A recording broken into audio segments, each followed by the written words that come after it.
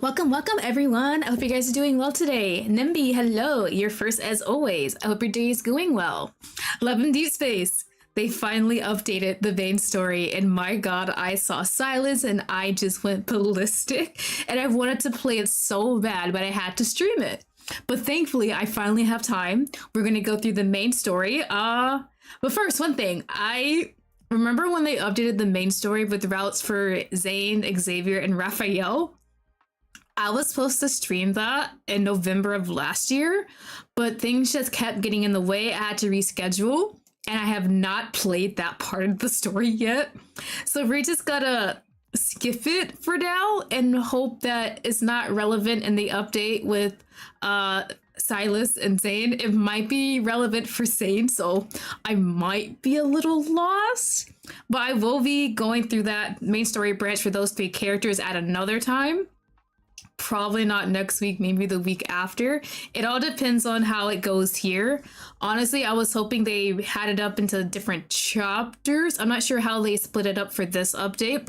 If it was just Sylus, like the first two chapters, I would do his and then stop there and then go through the three branches that I didn't play, then play Zane's part of this update. But you know, it is what it is, and we'll just pray and hope that I'm not missing context in anything. I hope I'm not, because I really wanted to see more Sylus content, and from the preview I've seen, bro looks awesome. He looks so great. I am very excited for this.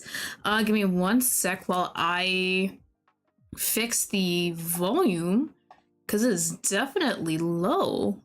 Hold on. Give me a sec while I fix that, because my headphones been acting a bit weird. Slow on my end. Okay, there, and then there? Hopefully it's good. I'll just make sure to monitor the volumes. Hopefully the character voices are loud enough once I play the main story.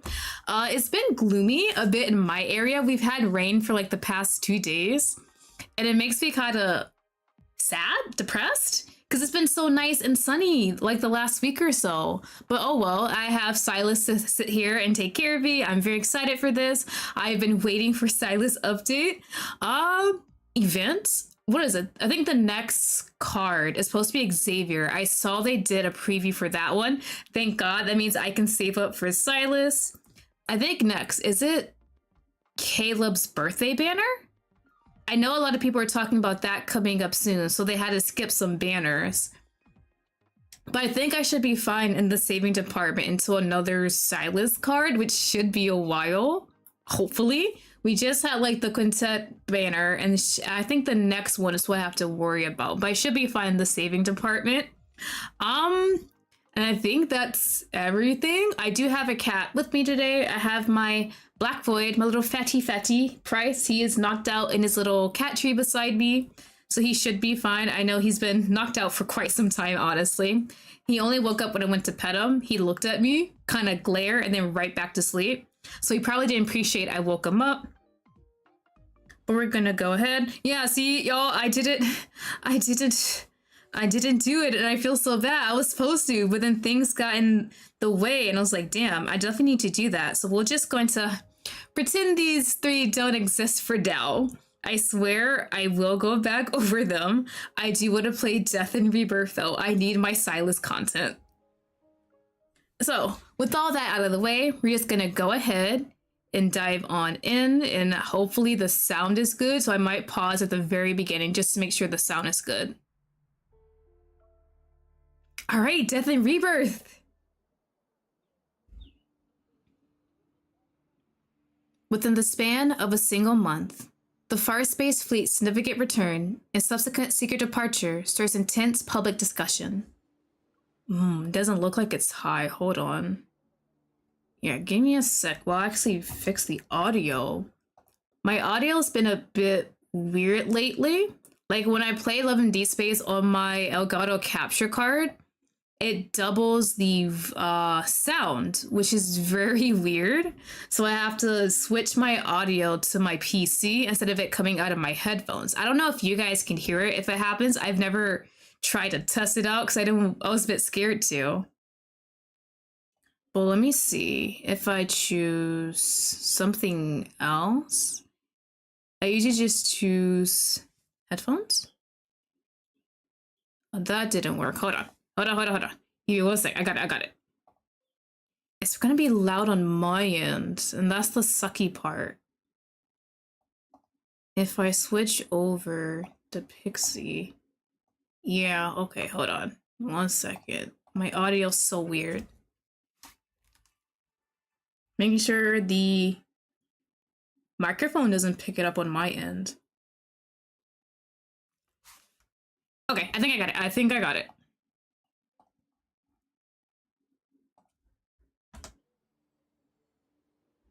Okay, let's hope it actually got the audio. It might. Huh. I'm sorry about that. That is so weird. It definitely should be playing it. There we go. I think I got it. A bit. Okay, here we go. There we go. I figured it out. Hell yeah. Within... Oh, hold on. There we go. The rumors that circulated when Skyhaven was under martial law discussed the fleet's armed operation to eliminate certain anomalous wanderers. While no footage of these events has surfaced, the fleet's tight-lipped response has inevitably sown seeds of panic among the population. After the Chrono Rift catastrophe, the Hunters Association released several reports on Wanderer evolution and their mutations. Like humans, the Wanderers continue to grow stronger. Peace remains a distant goal for this world. As people grow increasingly uneasy about the fleet's mysterious operations, a bombshell announcement takes everyone by surprise. What is it? Ever announces the imminent launch of a project called the Fountain of Ate.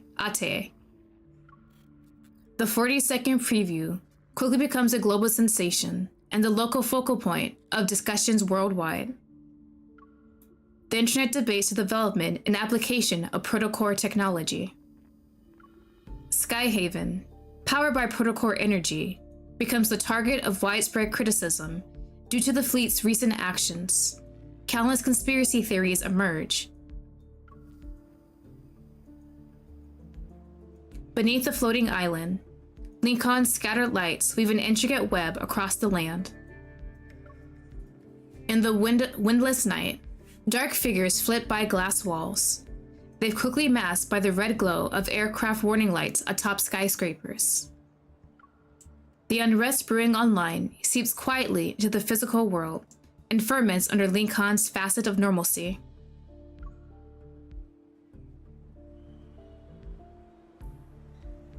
Waves of controversial topics stoke the growing public outrage. The association becomes a primary target of their rising tide. In response, the association implements a series of countermeasures. This includes the covert relocation of the spatium cores stored in the association's building. Ooh, okay, so we're transporting some protocores. Look at all the online discussions. It's a circus now. What is Ever really up to? Did you guys find any leads? Throwing around phrases like groundbreaking achievement and the next step in human evolution. They've got guts. In a self-driving protocore vehicle, Simone scrolls through an endless stream of updates on her phone. Given their extensive research into protocores, they do have the credentials to back up such claims. But it's very controversial. A lot of people do not like the wording of it.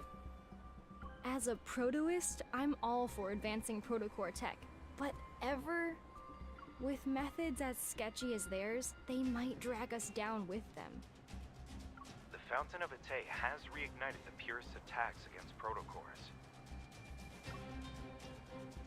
At their core, the protorists and purists represent two opposing viewpoints: support for the development of protocore technology and the opposition to it. The purists believe that although protocores are powerful, they're dangerous. There are too many unknowns, and overzealous research can lead to a catastrophic crisis.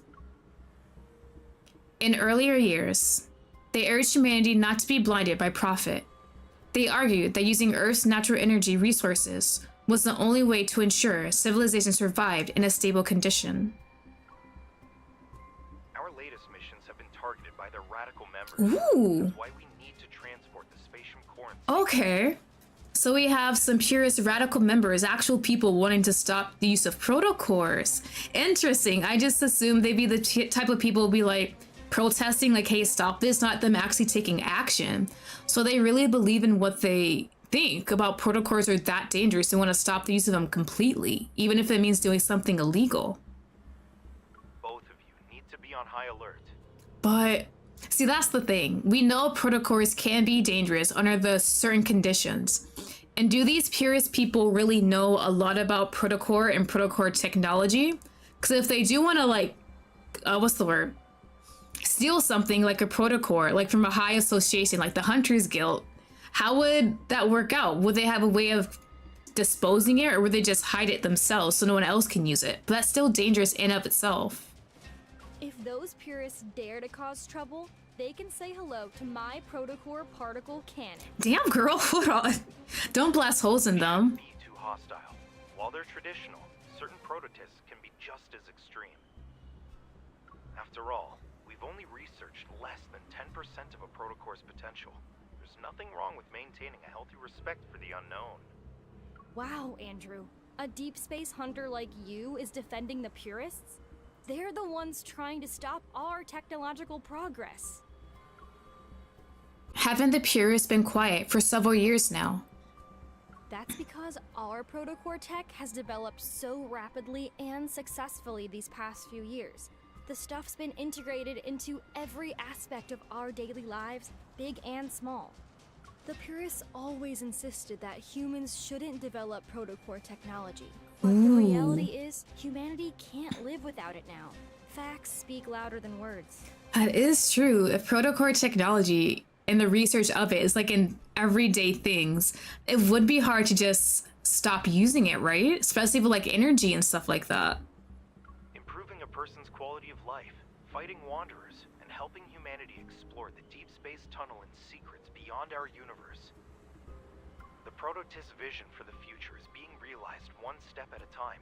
Without concrete evidence to support the purist claims, it's only natural that they lost ground. What about you? Whose side are you on? Oh, so I don't mind the advancement of technology. Just be careful about it. That's the only thing. Chocolate? Jesus Christ, what is that? Do I have to actually? I understand both sides, but I feel like I lean more towards the protoist side. But like, can we do this respectfully? Assuming we can use science to look into protocore energy so that it can improve our lives. I'm with the protoists. I knew you weren't someone who's afraid of progress. I'm just afraid of what that progress can do sometimes. The vehicle passes through the tunnel, which is the last highly dangerous point on our designated route. The secure vault is at the end of this road. Metaflux levels are within a stable range. Begin storage intake procedures. We really worked hard today. Since this is our last shift, let's finish strong. Late night snacks are on. Hell yeah, girl. What's she gonna get me? Oh, you know what I haven't had in a while? Hot Cheetos and sunflower seeds. Oh, that would be good. And maybe like a honey bun. Wait. There's a massive urge of Metaflux heading straight for us. It's coming in fast. The readings are normal. You guys. Who the hell is this? I'm sorry. At that moment, a truck wreathed in flames and crackling with powerful metaflux comes barreling towards us from behind. It's going at full speed, so it hit us from behind.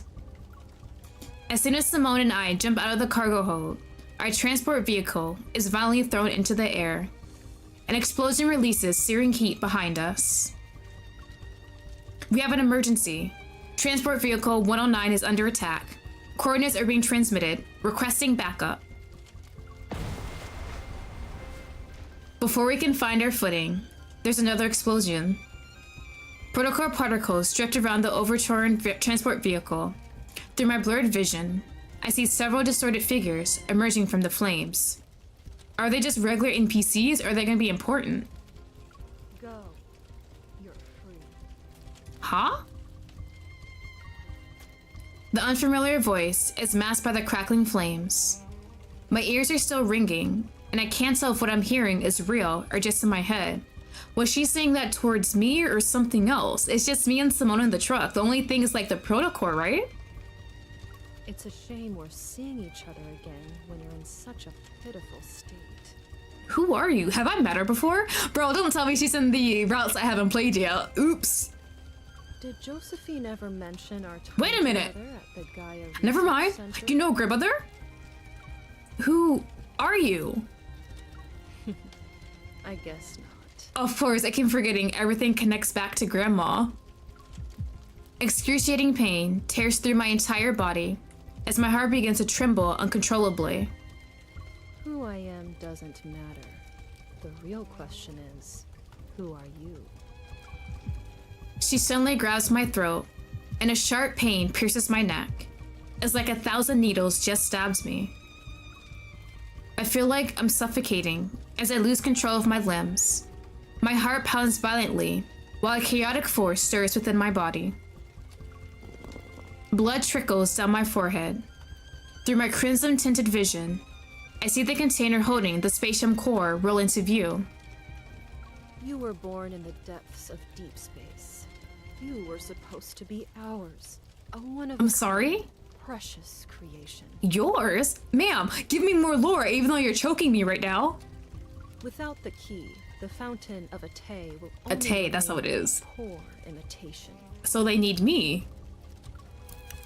Days. I hear something faintly cracking. Suddenly, an unprecedented power surges through my veins and bursts forth with brilliant light.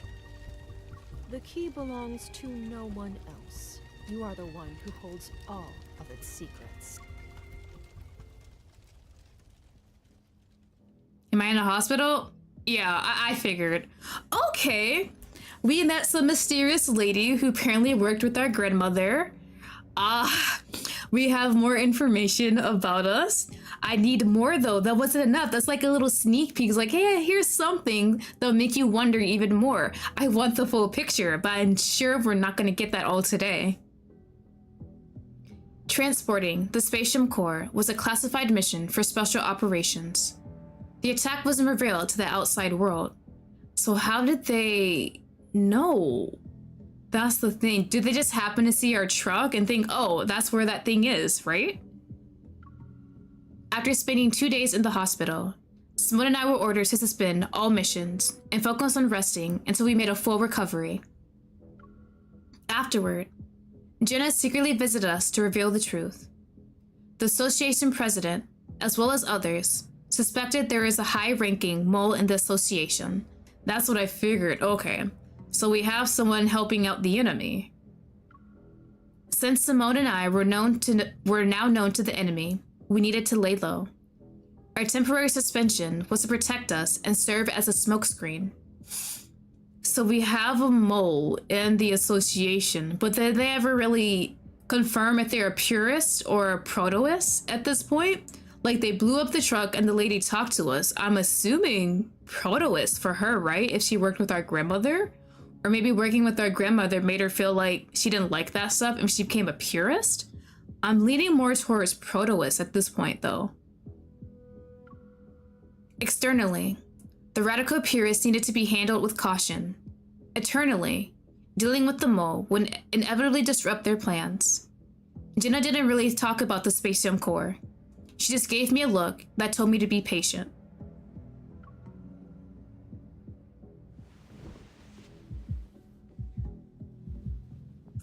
Chaotic energy courses through my blood. The burning sensation in my chest is more intense than the pain from my injuries. Unable to sleep, I toss and turn. Then, I finally sit up and turn on the bedside lamp. My heartbeat is faster than usual. I gently press my hands against my chest and rest my head on my knees. I can't believe I end up absorbing the spatium core. Why me? Oh, that's what happens to it? Oh shit. Well, so what do we do from here? Does everyone at work figure that out, or do they just not know and think the people stole it or destroyed it? Another sharp pain strikes my chest as several strange energy streams are torn apart. They proceed to merge together and create an endless, restless turbulence. Did Josephine ever mention our time together at the Gaia Research Center? She did not. The key belongs to no one else. You are the one who holds all of its secrets.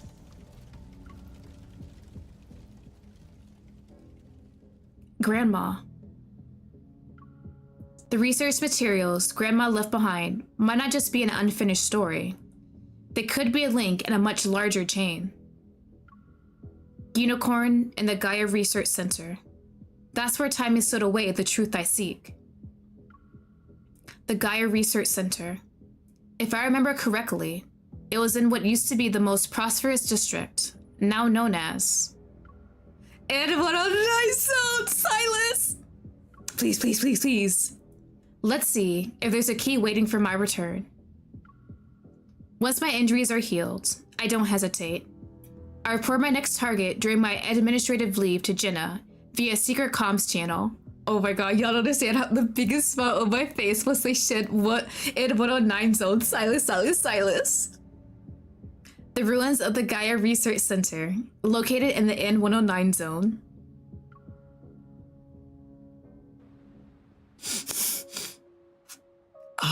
Is that where Zane is?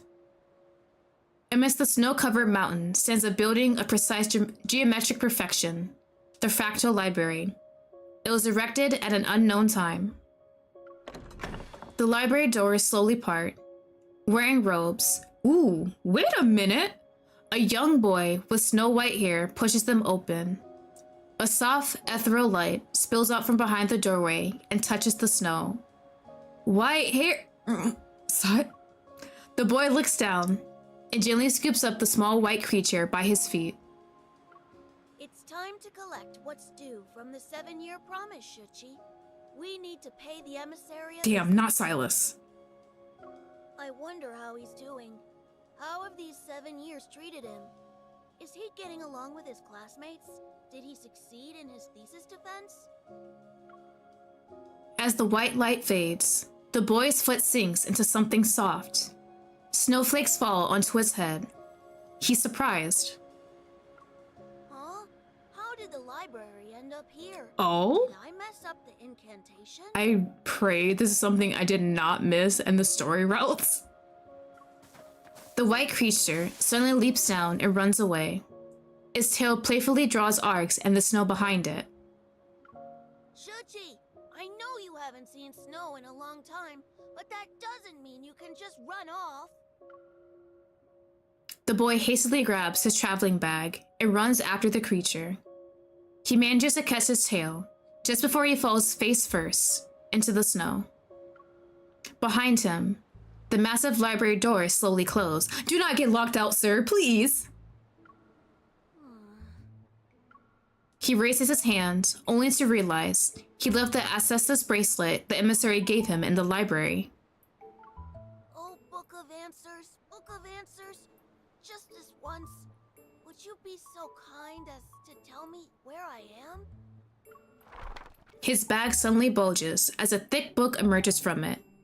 Opening itself, it rapidly flips through its pages before finally materializing 2 words: the Arctic.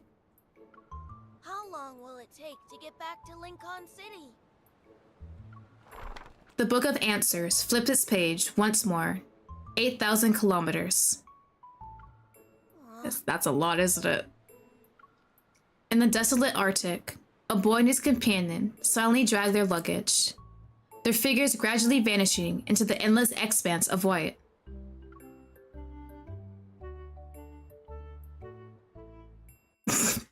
Okay. There's a very big turn in the atmosphere of this. We kind of had something a bit dark, learning more about Grandma. We're going to go back to the N109 zone. And then we have this young child who's somehow stuck in the Arctic. And he's got to find his way back, I guess. All right, part 2. Cut on. Sylus! Leaving the southern area of Lincoln City, I drive down Bear Boulevard. The scenery on both sides of this wide street slowly deteriorates. After I installed the anti-interference chip Sylus sent me on my motorcycle, I've been able to freely pass through the protofield disrupted no hunt zones number 62 and 65, and arrive at what was once the most prosperous tech hub in the region. Now, it has become a criminal's paradise, the N109 zone. The abandoned building where I first met him still stands in the desolate courtyard. Come to think of it, a lot of time has passed since my initial meeting with the feared leader of Anakinus. After entering the N109 zone, the streets remain deserted.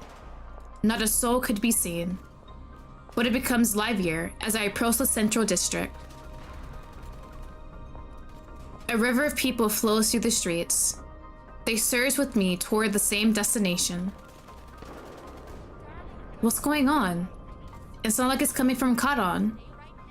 Oh, it's a lot going on, actually. Above the streets, massive holographic screens glow neon blue. They display live footage of the district in 4 areas.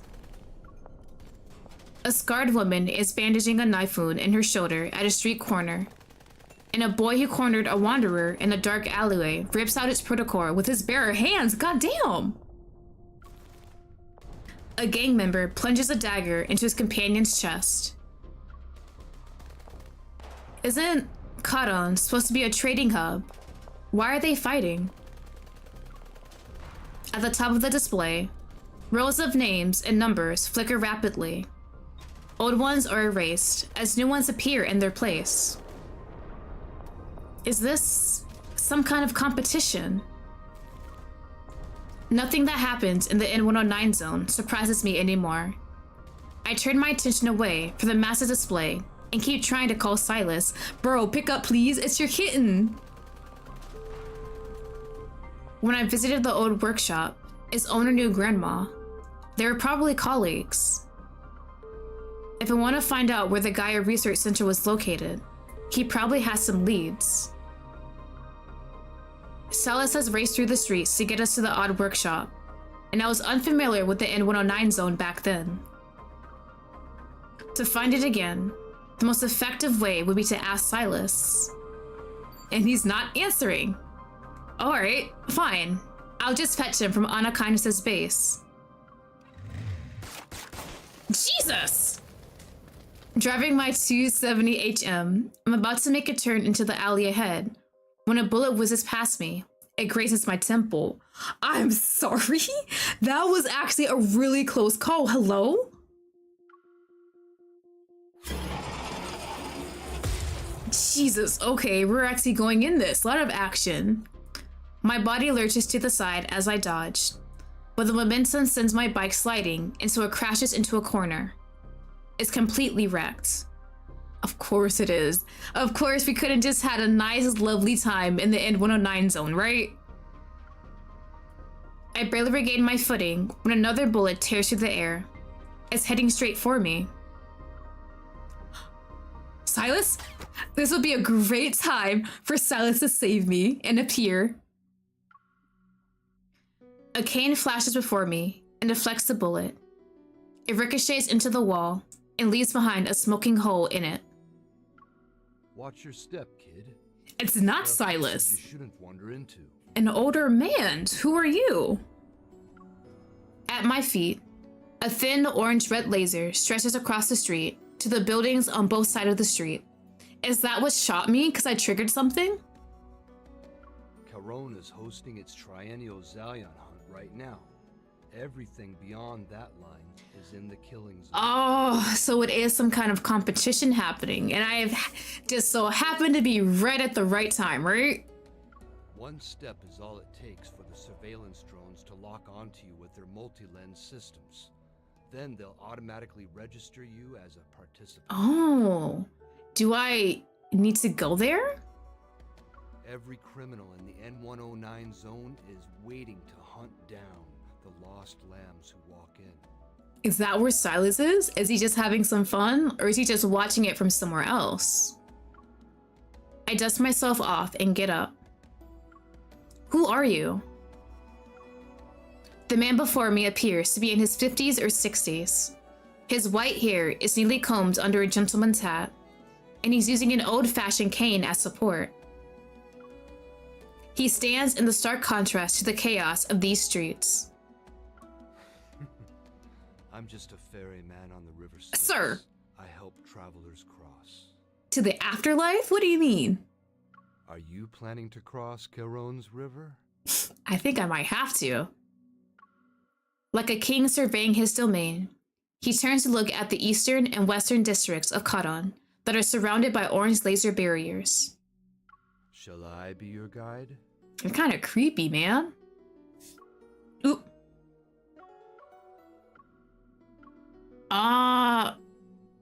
Thanks, but no thanks.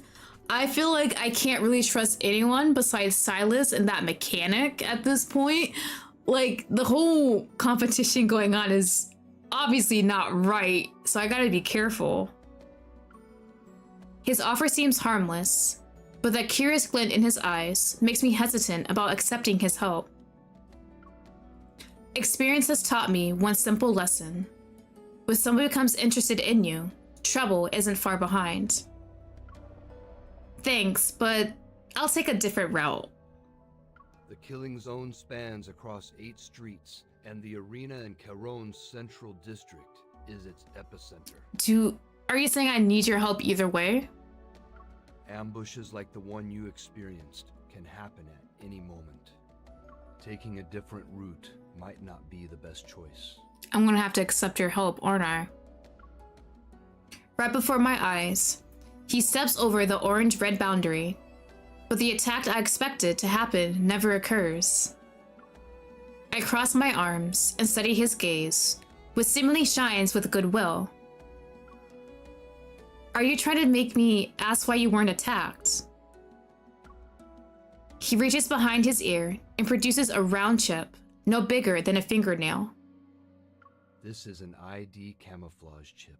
If you have one, it masks your biometric data so you can't be traced. Okay, are you just gloating or are you gonna give me one too?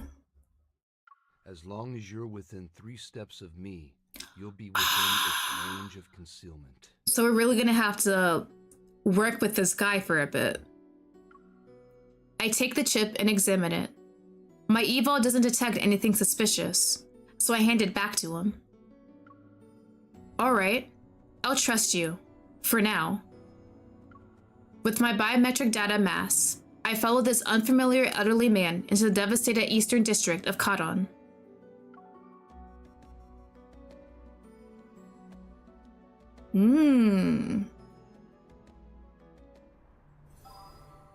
Okay. So we got something going on here. We have this weird old man. He's gotta be our guide. We gotta stay close to him. I am hoping that we find Sylus really quickly. I really want to know what he's doing right now. Is he just enjoying himself, having fun with the hunt, or is he just kind of just bunkering down and attacking whoever attacks him first? Because this definitely seems like the thing. A lot of people are like, oh, Sylus is participating. If I can take down Ona Kindness's boss, I'd be a legend. I think that's what a lot of people might be thinking. So let's see. Hopefully we get to meet Best Boy soon. The stench of gunpowder and blood fills the streets, and the continuous metaflux explosions makes my heart pound like a drum. If you're not like those criminals, then you shouldn't mind answering a few questions. What are the rules for the Zion hunt? A cold wind sweeps past us. Jesus. Give me a sec, y'all. I'm tripping over my own words. A cold wind sweeps past us as 3 humanoid wanderers crash into a roadside shop. They grab and tear a person's limbs apart. Jesus, the imagery! Okay. They're not holding back at all, and I really like it.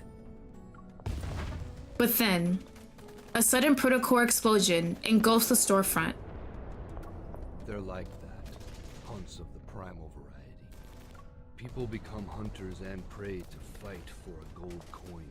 With it, they'll be granted one wish from the Lord of Caron. At the very end, Whoever enters the central arena with the coin Oh. remains the last one standing, becomes the winner. From the upper floor of a shop, a drunken man leans halfway out. He quietly raises his gun in our direction. You can use evil weapons, protocore weapons, and your own fists. It's basically a free-for-all. A roar resounds before the bullet can leave the gun. We remain untouched as a would-be attacker falls, his chest pierced by metaflux. Wanderers are just another weapon people use to hunt each other. The drones record everything. The screens immediately cycle between shots of death and victory. And somewhere in the darkness, thunderous cheers erupt from the crowd. What a waste.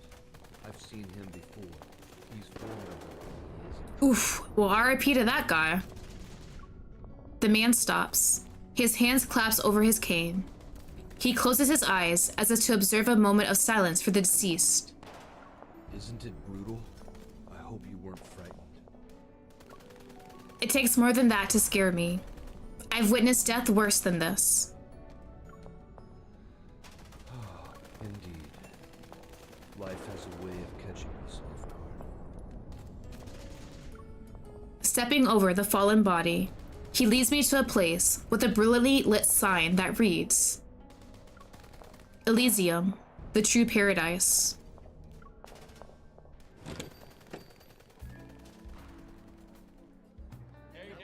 Well, this is a different atmosphere. The familiar bar is packed tonight. Everyone clutches their drinks as they're gathered around a screen that's broadcasting the Zion hunt. Here are the latest predictions. You can't miss these guaranteed winners. Come one, come all. Who wants to join the fray? Join. Stop banging on my tables. Do you think hiding in my little sanctuary and drinking your life away makes you special? It's not like I don't pay for my drinks. I'd rather drink myself to death here than get killed the moment I step outside. Yeah, he has a point, honestly. Good on him. Amidst a cacophony of voices urging people to place their bets, this dangerous business brewed from human lives proves to be very enticing. A lot of folks are placing bets this year. But being the hunt's primary target isn't exactly a blessing. Who's the target? Opportunity is always born from danger. It's a traditional rule of the Zalian hunt. The elderly voice cuts through the air with a commanding authority.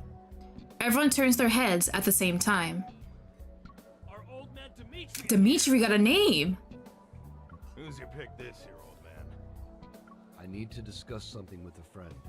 Would you mind waiting here for a moment? The meal sets here are good, and the drinks are decent. Give them a try if you're interested. Sure. What they got? Pizza? I politely nod. However, I decide not to touch the food in this place. Oh, dear. Why did you say our drinks are decent? You're so picky, Gramps. A pair of lemon-scented hands encircled my neck, but they quickly pull away before I can retaliate. The owner of Elysium moves to face me. Ah, we meet again, Missy. You're really something else if you know someone like Dimitri. Yep, definitely knew this man all of my life. His name is Dimitri. Who is he exactly? He's the Lord of Charon. As the true owner of Charon, Dimitri is the one who hosts I'm the sorry. Zion. Oh my god, I'm with the host of this whole damn event. That's who this man is? Why did... Shit, he's interested in us. We said it before. That's why he helped us out this whole time. But now I'm kind of curious, what does he want from us? The arena at the center of the market belongs to him too. Mm-hmm. But Cotton's supposed to be a free trading zone. How can a place like that have an owner? You're not the only one curious about it. But Dimitri's background... Elysium has been open for years, but I haven't heard anything about his past. Sylus, the leader of Honor Kindness, keeps his distance from Dimitri. That's what I mentioned. Come to think of it, Sylus hasn't mentioned him before. Since this isn't our first meeting, let me properly introduce myself. Aslan. That's my name. Aslan, hello. Lottie. Would you like to order something? I'll pass. I didn't bring my wallet.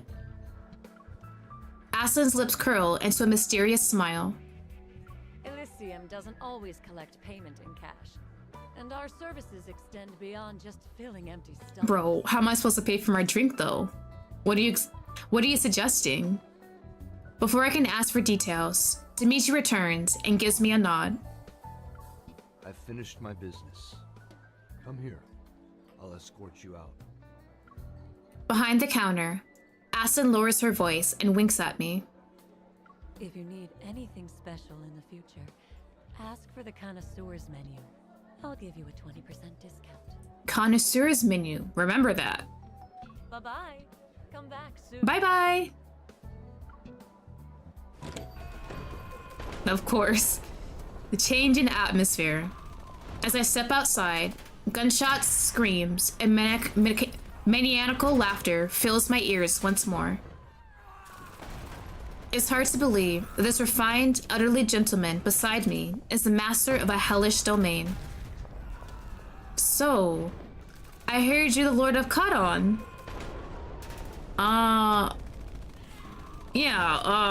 So, why do you host the Zion Hunt?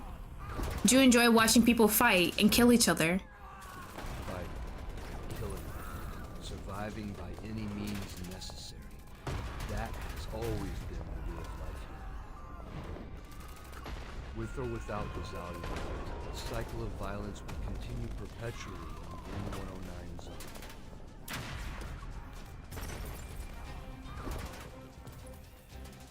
With Dimitri leading the way, every danger we encounter becomes something to walk past. It allows me to safely traverse this lawless battlefield.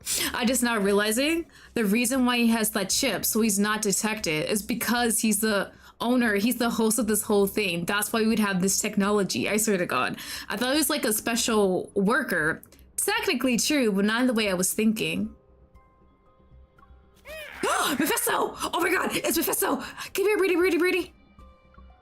Just as I'm about to step over the thin orange-red laser, a familiar crow breaks the silence. Oh my God, please, Sylus soon.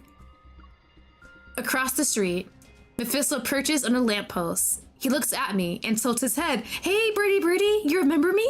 I kind of probably insulted you, but I still love you. Hi, could you get Sylus for me? Your friend is here to pick you up. Oh, so Sylus is here. The cane falls onto the laser line, and the Lord of Kadon stops at the edge of his territory, taking it a step further. I'm on my own, so I meet up with Sylus then. I'm sure our next meeting will be much sooner than this time. What do you mean? I mean, my duty as your escort has come to an end until we meet again. Hell yeah. You know what? Thank you, man. You were hosting this hellish thing, but I'm getting closer to Sylus because of you, so yeah, thanks. Dimitri watches me leave with an unwavering smile, like an ordinary old man out for a walk in the park.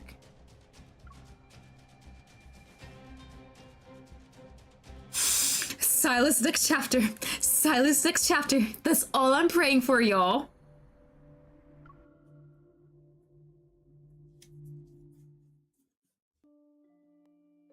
With Mephisto as my escort, I arrive at the familiar base without a hitch. Hey, yeah, buddy. You doing good? Thanks. As soon as I enter the building, I hear a violent explosion from one of the rooms. Is Anaconda's base also involved with the Zion Hunt? The room is dark, mindful of Sylus' sensitive eyes. I turn on the floor lamp at its lowest setting. Is he watching footage? In the center of the room stand 4 egg-shaped gaming pods. 3 of them are rocking back and forth. Their surfaces, covered in LED lights, pulsate in tandem with explosion sound effects. I walk up to Sylus's gaming pod and knock on it several times. It's an actual pod. Oh my god, Sylus, what? This man's just gaming? Sylus? You having fun? Ahem, Sylus. Mephisto's been caught. The base is surrounded. They're after you. Absorbed in his virtual world, Sylus. I'm sorry. I'm still not over this. Sylus is in a gaming pod, just having fun, grinding away. I'm guess shooting at people. What is he playing? Only shooting game I know is what? Call of Duty? Is he playing Call of Duty? Wait, Valorant is something. Apex is another shooting game. Those are the only ones I know. Is bro just having fun while everyone else is killing each other's on the streets? Oh my god. Oh, come on. I walk away and settle into the fourth gaming pod. The only one that's in... The other two has the twins, doesn't it? I have to go into the virtual world to beat this damn man. Oh my god. I love him so much, but he's infuriating. There's no shot. Inside, the surrounding screens transform into an endless expanse of stars. Realistic sound effects immediately fill my ears. Did he have the pod, the fourth one, just for me? I fire up my spaceship and set off to pursue Sylus's fleet. What the hell is going on? I walk into the engines of the first ship I see, grip the controls, and open fire. Who was that? That's He is playing with the twins! What? Pressing home my advantage, I target the next ship. It's immediately destroyed. Yeah. Okay, twins, go away now. It's just me and Sylus. And just like that, only one ship remains in the game aside from mine. There's no shot. What the hell? It must be Sylus's. Activate the ship AI and lock onto ship Q313. Target spotted. Would you like to initiate tracking? Divert all power to the engines and don't let him escape. We played this before, the way we are accurate in our commands, right? My ship's engines burst with brilliant blue light as I surge towards Sylus's vessel. Ship Q313 remains unfazed. It gracefully spins away from my attacks as I close in. However, the elegant move proves to be costly. The ship's tail grazes a meteor, which triggers red warning lights in Sylus's cockpit. The simulation ends with the blaring alarm still echoing as the game plot slowly opens. Sylus emerges and removes his hologram helmet. I'm still not over it, bro. Bro, just imagine Sylus playing something like Fortnite. Bro, are you done gaming? Hello? Hey, buddy, it's been a while. Why are you so riled up? You blew up half the battlefield. Are you satisfied now? I'm so happy to see him again in the main story, but him gaming. I'm sorry, guys. I'm gonna keep saying it. I just cannot get over it. Bro had the state-of-the-art gaming pod and everything. I expected him to make excuses about losing the game. Instead, he furrows his brow while he stares at me. What? You had something nice to eat? No, I was just at Elysium. The owner and I caught up. Don't get close, I'm not... Playing dumb isn't very nice. As he speaks, he moves closer to me, as if sensing something. The spatium core, that's what he's talking about. This, what was it, the spatium protocore. That's what I ate, right? A special protocore. Yup, that's what he sensed. Sylus's accurate assessment catches me off guard. We're trying to keep the energy within me stable. I turn to look at him and respond with an inquisitive smile. What's wrong? Weren't you always hoping I'd get stronger? Who gave it to you? Oh, well, I kind of took it myself by accident. Ooh. It's related to an incident. A few days ago, the Hunters Association's protocore transport vehicle was attacked. I was on it. I can't concentrate with him smiling at me like that. Stop. I heard. The association getting humiliated is an excellent source of entertainment for the N109 zone. Of course he knows. A strange person infiltrated the group of attackers. She found me and started talking about these bizarre things. The stuff is so uncertain, so I decided to tell Sylus only the simplest parts. Just as I was on the verge of losing consciousness, my body instinctively absorbed the spatium core. His Adam's apple bobs once, and I catch a glimpse of the protocore in his eye, emanating a dizzying red glow. Before I can get a better look, he walks to the minibar. He downs a glass of liquor in one go. The turbulent energy within me finally settles down, and I realize Sylus is locked in an intense battle against his desire for protocores. What, you want to take it out of me? Setting aside the possibility that you're here to show off your shiny new protocore, what brings you to the N109 zone? I didn't come here to show off, but okay. I walk toward him and bring up a holographic map on my watch's interface. This map was created during Lincoln City's final field survey before the Coronavirus catastrophe. And? As I continue to zoom in on the display, the words Gaia Research Center appear on the map. The person who almost killed me said I first appeared here, during one of the Unicorn Research Team's experiments. Sylus glances at it before turning his attention to the chessboard on the table. And you actually believe that nonsense? I have no other lead at this point.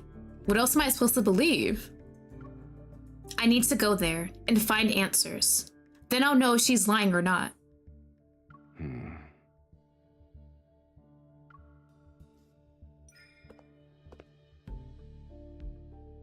Our last game ended in a draw, so I quietly joined the chess match as Sylus remains quiet.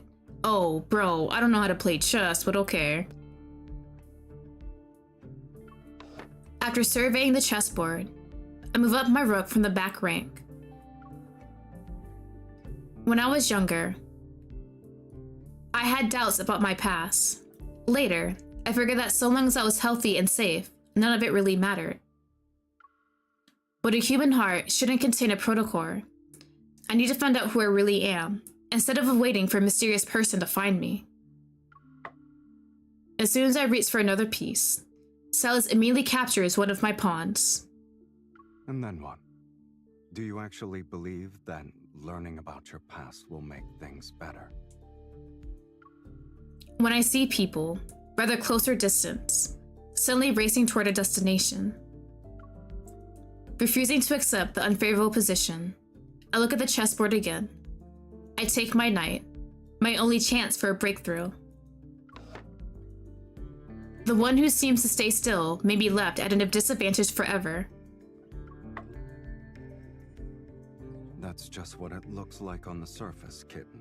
As soon as you make your move, you give your opponents an opening. Sometimes the best move is not to make one at all. As he speaks, he taps my king. It's safe for now, but is trapped in the setup for a pincer attack. There's little hope of escape. What about you? Before he can pull back his hand, I quickly grab my queen and point it at Sylus's eye. Your fusion with the protocore couldn't have been a coincidence either. Is that a friendly piece of advice or a warning? In our brief standoff, he finally shows his first smile of the day. Bro, you've been smiling at me the whole time. My situation holds no value as a reference point. Those words were nothing but a distraction so I could win the game. Sylus grabs the chess piece from my hand. Taking my wrist, he guides me to the floor to ceiling window. As the curtains slowly part, they reveal the night sky. Below us is the N109 zone in its entirety. Since 2034, the N109 zone has undergone multiple rounds of reconstruction. Look at the outside world. Can you match any of these roads to that old map of yours? Ooh. The once straight streets become a maze. Nearly all landmarks have vanished. So it's gonna be hard to find it. Surely, the people who used to live here. They left. Ever's agent handlers for gathering intel? Dead. What about the Odd Workshop's owner? Surely if he is dead, I swear to God. Unfortunately for you, he just left town yesterday. He won't be back until next month at the earliest. Well, at least he's still alive. I frown as my leads get cut off before me. Do you really want to know? Even if I didn't, people keep forcing me to find out.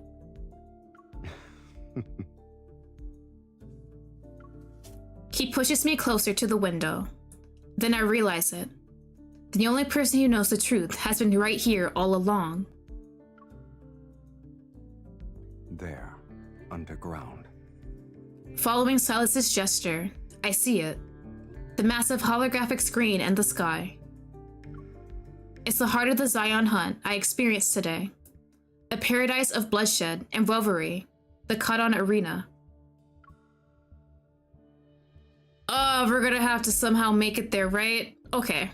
Well, at least Sylus gave us some info, so he's gonna stick with us the whole time, right?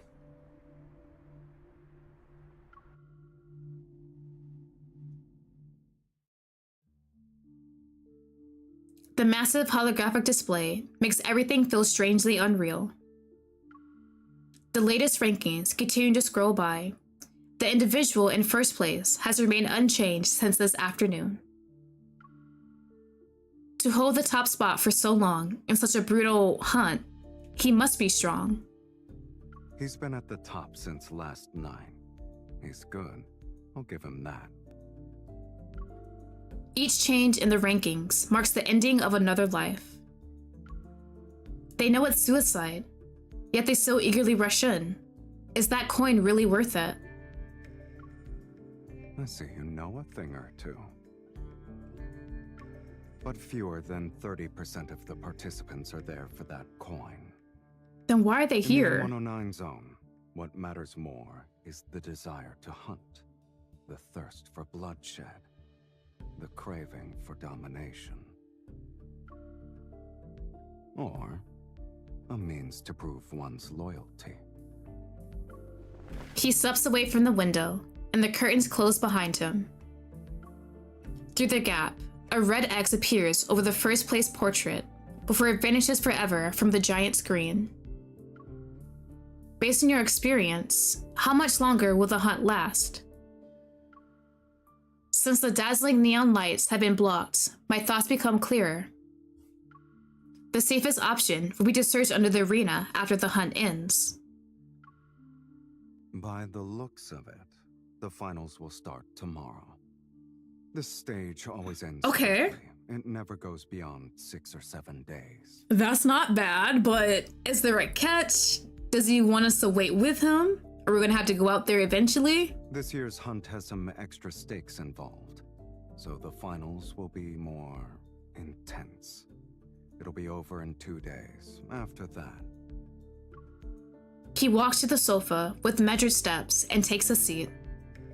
the arena will be demolished. What? Many have coveted the arena for years, but its owner isn't as young as he used to be. His grip on power isn't the same anymore. So, the vultures circling this territory already have a silent agreement in place. They'll host an overtime match once the Zoian hunt is over.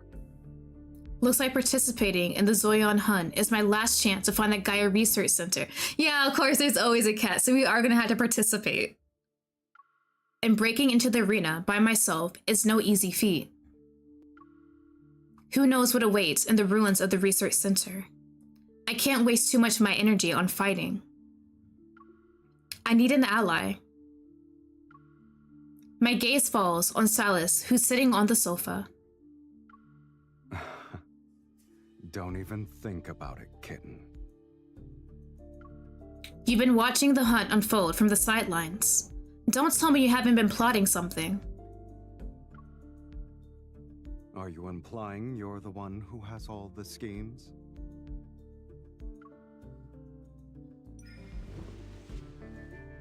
Pretending to threaten him, I playfully pin him down on the sofa.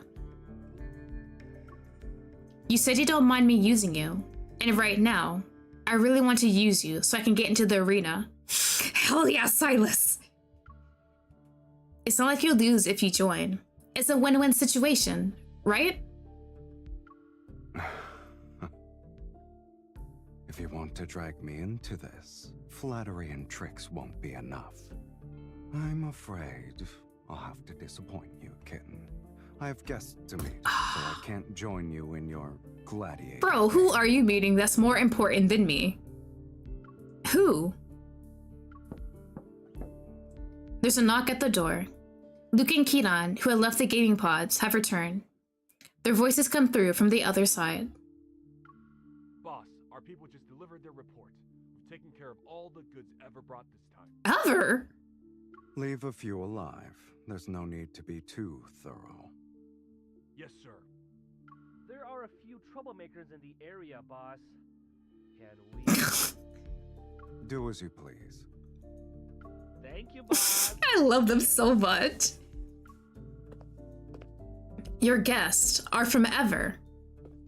They came all the way here, saying they have a profitable deal to discuss. How could I not play the role of a gracious host? You're planning to take them all down. Is it a bad idea? Never. Wait, I like that line. Hold on, y'all. Sorry. Give me a sec. The way he said that is really good. Is it a bad idea? It's great, actually. With one graceful stride, he helps me stand, grabs my shoulders, and turns me around. Can I like the chuckle? Hell yeah! Come. It's not like you're busy. Let's see what kind of presents they've prepared. All right. After a high-speed ride, we find ourselves before some ruins. They're shrouded in mist and gun smoke. The air is thick with chaotic energy fluctuations. Frowning, I kick aside some unidentifiable debris and pick up a broken half of a wine bottle. 100-year-old wine. Empty jewelry boxes. Don't tell me, these are your welcome gifts? Sylus casually responds as he slowly circles the area and takes in everything. They know I won't show up, yet they're still playing a game of pretense. Would you like to guess the reason, kitten? Either Ever is confident enough to think you'll accept their deal, or the deal is just a front. They're hiding something that can be used against you. That's why I won't sit around waiting for them to make their move. Oh, see? People I only love show that. their hand when they're backed into a corner and desperate to survive. He knows they're gonna go after him. Bro's like, okay, I might as well take him out first. Sylus stops walking, picks up a broken gun, stock still containing traces of protocore energy, and crushes it. I prefer a direct, efficient You approach. sure as hell do, buddy. I run my fingers along the energy residue on the wall, using my evol to sense the fluctuations in the air. Various energy signatures are intermingled. Although they're erratic, they're not particularly strong. If these are meant to deal the killing blow, they're underwhelming. The real trump card is... Well, there it is. Nearby, a metal wall suddenly collapses. From the dust and debris, multiple armed figures emerge. Their silhouettes are arranged in a staggered formation. As electrical currents flicker to life, they reveal how the lower half of each figure's face is a mass made of mechanical components. It's integrated into their bodies. Ooh, we got some body modification going on. The energy readings are changing. In the blink of an eye, Dozens of thin blue beams simultaneously lock onto our foreheads. I don't like that. They've finally shown themselves. Just before the beams could pierce us, Sylus grabs me and pulls us back. The spot where we once stood is reduced to scorched earth. Jesus Christ, a vaporizer basically. I'm just about to catch my breath when the beams converge on us again. Get behind me. Don't gotta tell me twice. A black-red mist spreads out like a net. It lunges at the blue beams that are attacking us. The mist disintegrates instantly as surging shockwaves and countless energy beams violently burst from all directions. Sylus immediately creates another barrier of mist to shield us, but in the blink of an eye, most of it has already been destroyed. Okay, they are not coming to play. They actually have some technology that can counter Sylus pretty easily. Like, now the question is, can Sylus keep up compared to the beams? It seems like they might be just a bit faster than him at this point. These energy beams, they can nullify your evol? Antimatter weapons. They actually managed to get their hands on something interesting. He wipes away the blood from his neck, but the wound shows no sign of healing. Aw, shit, Sylus, please. The figures raise their weapons at the same time to take aim again. Yet Sylus responds with a smile, instead of being angry. He gathers a more powerful energy storm in his hand. This isn't good. They'll wear down Sylus at this rate. Spotting my motorcycle nearby, I quickly dash toward it using the scattered cover for protection. Alright, so what's our plan? After another explosive blast, I race through the lingering dust cloud and return to Sylus' side. The thundering roar of my bike's engine envelops us. Come with me. Sylus riding behind us? Hold on, hold my waist, sir. Dreams come true? The motorcycle roars at full throttle as we weave through the N109 zone. The sound of gunfire is hot on our heels. I duck and dodge the explosions around us, while Sylus sits back in the passenger seat. He wields his protocore weapon as if he's playing a shooting game. Are those really antimatter weapons? Sylus, were they specifically designed to take you down? They're just cheap knockoffs, kid. Keep your eyes on the road. Besides... A group of shadowy figures closing in behind us fall as Sylus' evol strikes them down. I'm not alone. Let's save that one too. Oh, that's a nice line. I'm not alone. I have you. Two motorcyclists in black close in from both sides. They're trying to slam into me at the same time. I'm just a driver who follows the traffic rules. Already at full throttle, I make a split decision to step on the brake. I let my motorcycle fall back to dodge their coordinated attack. They're putting up quite a fight. How are you planning to shake off these guys? They don't have the energy fluctuations I see from those monsters, nor do they show any signs of being modified. But their movements are mechanical and rigid. It's as if they're following someone's order.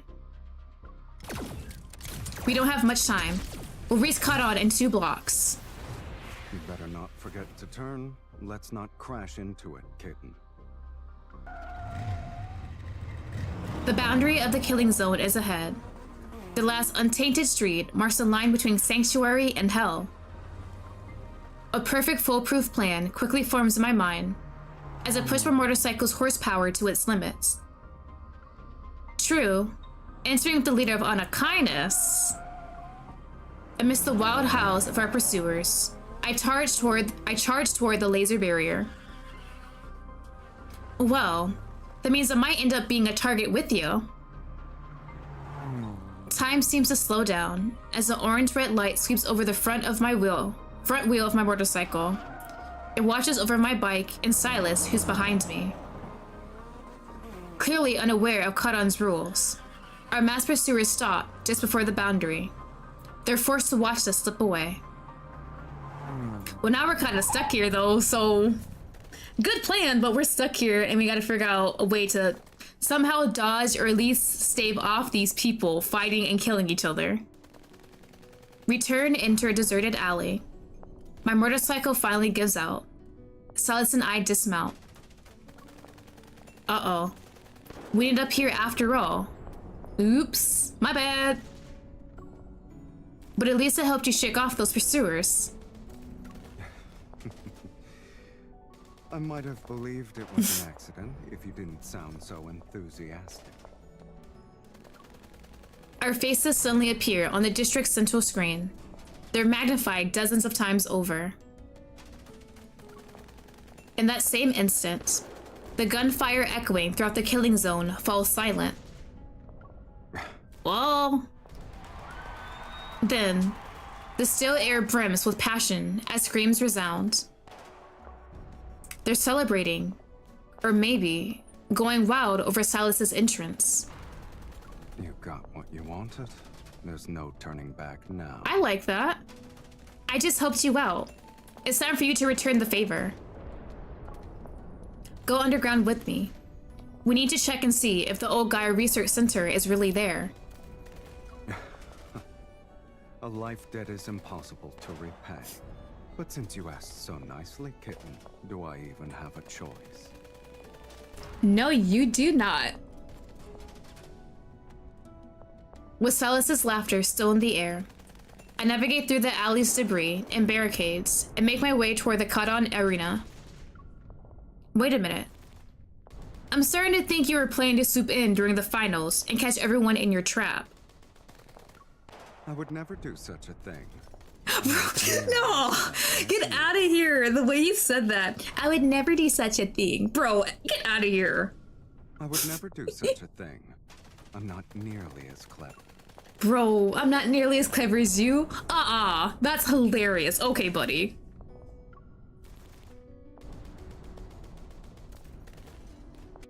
Bro, Sylus is hilarious. No way this man really said that. Trying to fake his innocence. Okay, buddy. Alright, let me take a quick juice break. Oh, I'm enjoying this update so far. I'm liking all the action that's happening. We haven't had an actual battle yet. Is that towards the end, probably? Also not sure how long these chapters are. It's already been a lot so far.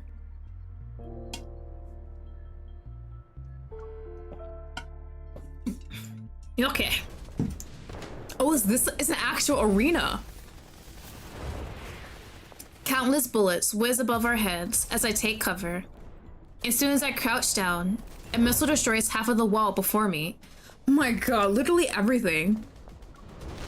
Sylus, watch your head. The blinding white light makes me close my eyes. I feel myself being lifted by a powerful force and pulled into his protective embrace. Sylus carries me like a cat. With one arm around my waist, he kicks open a door and rushes into a building. Oh, we're surviving, but it's a struggle to survive at this point. There's just so much action going on. Literally everyone is just attacking like crazy. An explosion rockets the building from inside. The entire team is wiped out.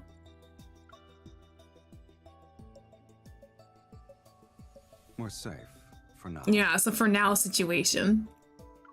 Phew. Masked men, wanderers, weapons, guns. There's no end to them. They're really determined to take us down. In most cases, being too strong is a curse in itself. I check the betting leaderboard. Sylus's name sits at the top. The amount of money people put on him is several times higher than the contestant in second place. If you're not like everyone else, you get punished. They're definitely targeting you. To think I'd make a splash for my first Zoian hunt. Oh well. I shoot him a glance and I bet my entire paycheck on his name. Should I say I'm honored? Yes. Since you're already in the spotlight, I might as well profit from it. Can I make a bet too? I might as well. Just keep that first place spot warm and be my decoy. When I get the money, we'll split it. 70-30. Anyone can make empty promises. And I'm not an altruistic philanthropist, kitten. Name your price. If I can afford it, then we have a deal. See, I like that line. If I can afford it, because, you know, you're much, much richer than me. Oh, you can definitely afford it. It just depends on... Wait a minute! Whether you're willing to give it to me. Sir, hold on, give me a sec. His right eye begins to glow with an eerie red light.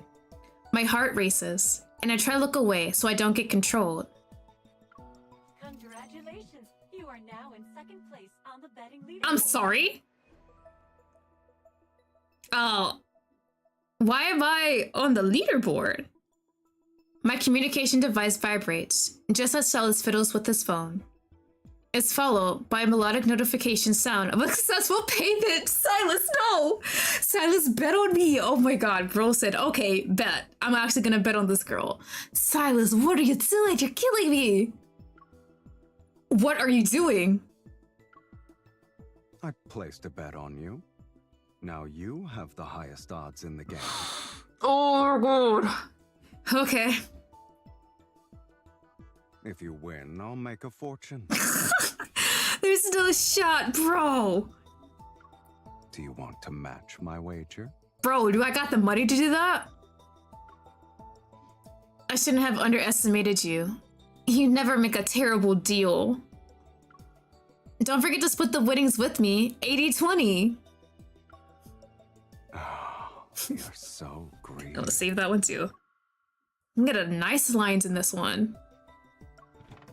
Just as our conversation helps me catch my breath, there's a rustling sound from the corner. Shh. I creep silently toward the source of the sound. Then I turn around with my gun raised. Please, don't hurt me. Actual elderly lady or someone who's pretending to be like an actual innocent elderly lady? I don't believe this. Hell no. Like, you don't gotta put a bullet in her head, but maybe her leg? My gun is pointed at a frail old woman who's barely alive. Finding someone as old as her in the Zoyan hunt seems unbelievable. But this is the N109 zone. Instead of lowering my gun, I tighten my grip and take another step toward her. How long have you been eavesdropping? Before I can ask another question, Metaflux suddenly surges. A wanderer materializes and instantly lunges at the old woman. Look out! My hunter's instincts take over before I can think. Oh, well, as I brace for impact, shards of Metaflux explode behind me. They're intertwined with wisps of a familiar mist. Sorry, man, it was instincts at this point.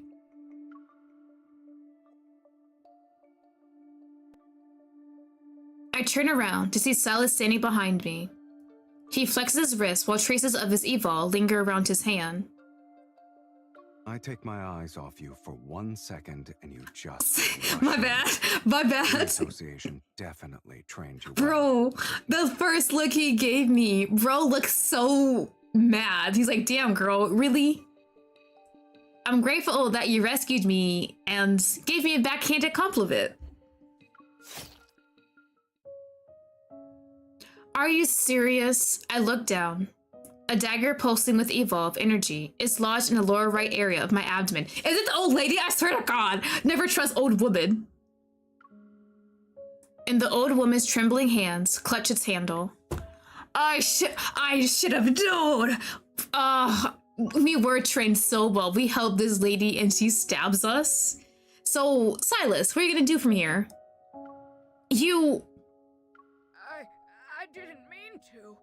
I was trying to kill the Wanderer. You're the one who got in the way. Girl, I just got stabbed by you. What do you mean? What is this sad-ass music too?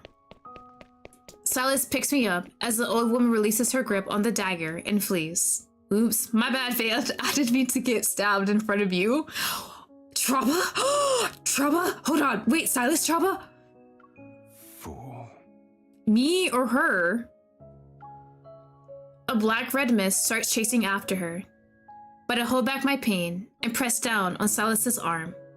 I shake my head. He was willing to kill for me. Let's take care of my wound first. It's not that bad, right? Like an abdomen, it shouldn't hit major organs. Maybe like an intestine. That should be fine, I think. I don't know anatomy. I grab the first aid kit from the shelf and sink into the couch. I open it and search through its contents. Let me do it. You slipped several times already. I don't think you can handle it. It's not that bad. Hey!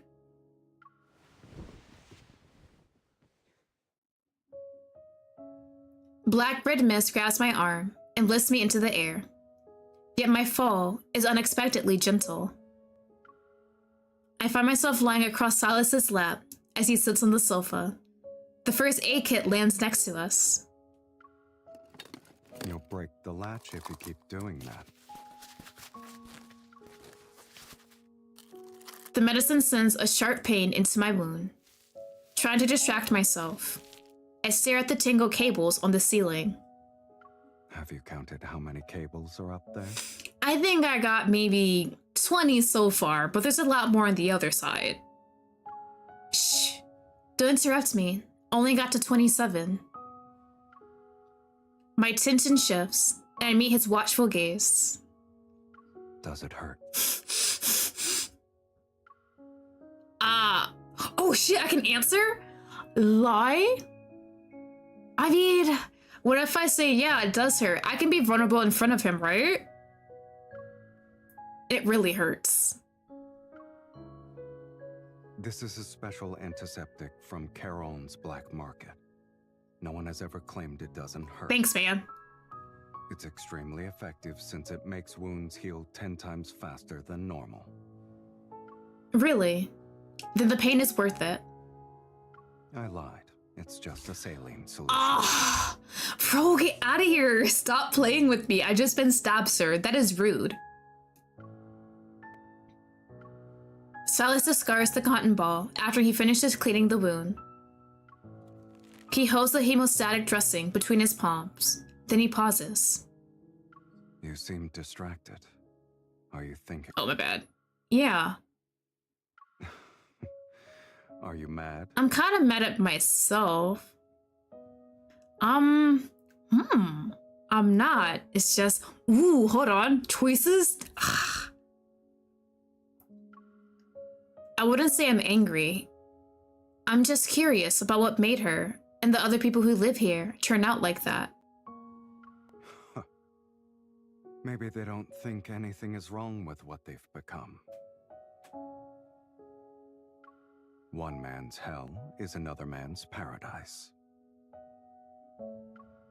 He applies a small amount of pressure to my wound.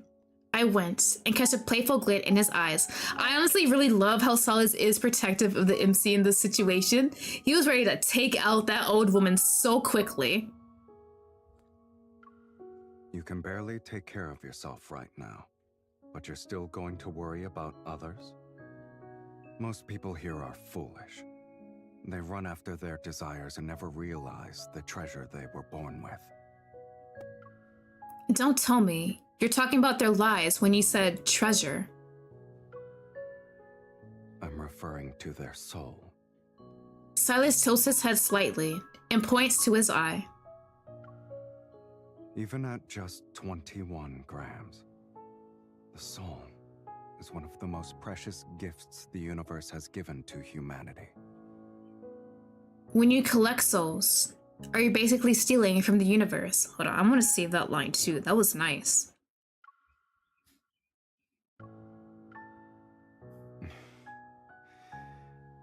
Did you just change the subject by making fun of me?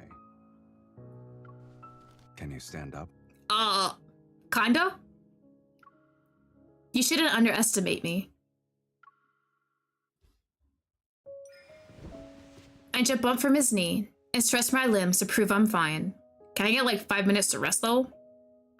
Don't push yourself. In this game of life and death, even the smallest vulnerability could cost you everything. Leaving right now wouldn't be a good idea. Stay put and keep quiet. Alright, I do not mind taking like a 5 to 10 minute break. Hearing the sounds of gunfire in the distance, I think for a bit before agreeing with Sylus's assessment. But just as I'm about to sit down on the couch, I swear to God, I couldn't have a good scene. At the last possible moment, Sylus and I leaped from the window and narrowly escaped the blast. Bro, we had a nice cute scene, and of course we're running from our lives again. That means those guys were in the Zoyan hunt then. Hold on, they actually went in. In the depths of the dark alley, familiar figures emerged, so they decided to join. It's those masked figures again. They're very persistent. They seem to be very confident in their antimatter weapons. In fact, they genuinely believe those are enough to finish me off. They might, though. What I meant was, don't underestimate them. I glanced in their direction while I speak. There are 5 of them. The alleyway isn't a dead end, so we can go left and flank them. Sylus, draw their attention. I'll intercept them. You already planned everything out, huh? He nods. Then he takes 2 steps to position himself as my shield. Move quietly, and watch out for the other hyenas who are lying in ambush.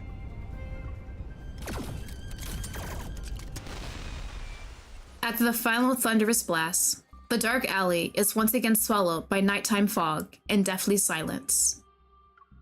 Are you okay? You stole the words right out of my mouth. Sylus quickly checks my waist for any signs of bleeding. Then he turns his attention to the broken weapons and lifeless figures on the ground. Can we take one? The numbers don't add up. Almost 10 of them are missing. Hopefully, they're already dead somewhere else. They won't die that easily with weapons like those. They're most likely in hiding and waiting for another chance to strike. So we still gotta worry about these guys, okay. How'd they know we were here? Did our popularity give us away? Do I have a tracker on me? Sylus takes my wrist, and his fingertip brushes against my inner arm. My fingers curl out of reflex. What are you doing? He releases my wrist and holds up an almost transparent chip between his fingers. Did I have a tracker on me this whole damn time? I am so sorry, Sylus. That is my bad. What's that? Sylus crushes the item and drops his eternal components to the ground. A tracking device. When the hell did that get put on me? I'm trying to figure out who touched me since I got here. Was it Dimitri? I try to think back to everyone who could have planted them on me, but there are too many possibilities. Bro, was it Dimitri? He's like the guy who was really close to me when I first got here. That old woman? It couldn't... Ever? Who would ever place that on me though at this point? I didn't have too much close combat with them the other time, so it can't be ever. Dimitri though... Not Dimitri. The old woman? Because if it's Dimitri, I met him as soon as I came in here, before, and he escorted me. That would seem too early, right? Oh shit. Old woman? But that's... It honestly doesn't really matter. I'm just gonna say old woman? I don't know, unless Dimitri. It's between Dimitri and the old woman. Dimitri? Is this why Dimitri, the Lord of Khadon, offered to help me out of his own accord? What does he want in return? Regardless, this place isn't safe. Oh, I guess it doesn't even matter. Come along now. Sylus takes my wrist again and leads me out of the alley. I thought long and hard about that, but I guess it didn't really matter.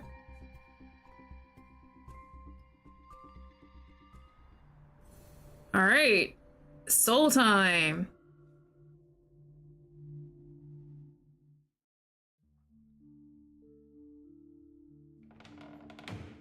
I thought finding a suitable hideout would take a lot of effort. But Sylus knows exactly where to go. He quickly leads me to a vintage automobile repair shop near the arena.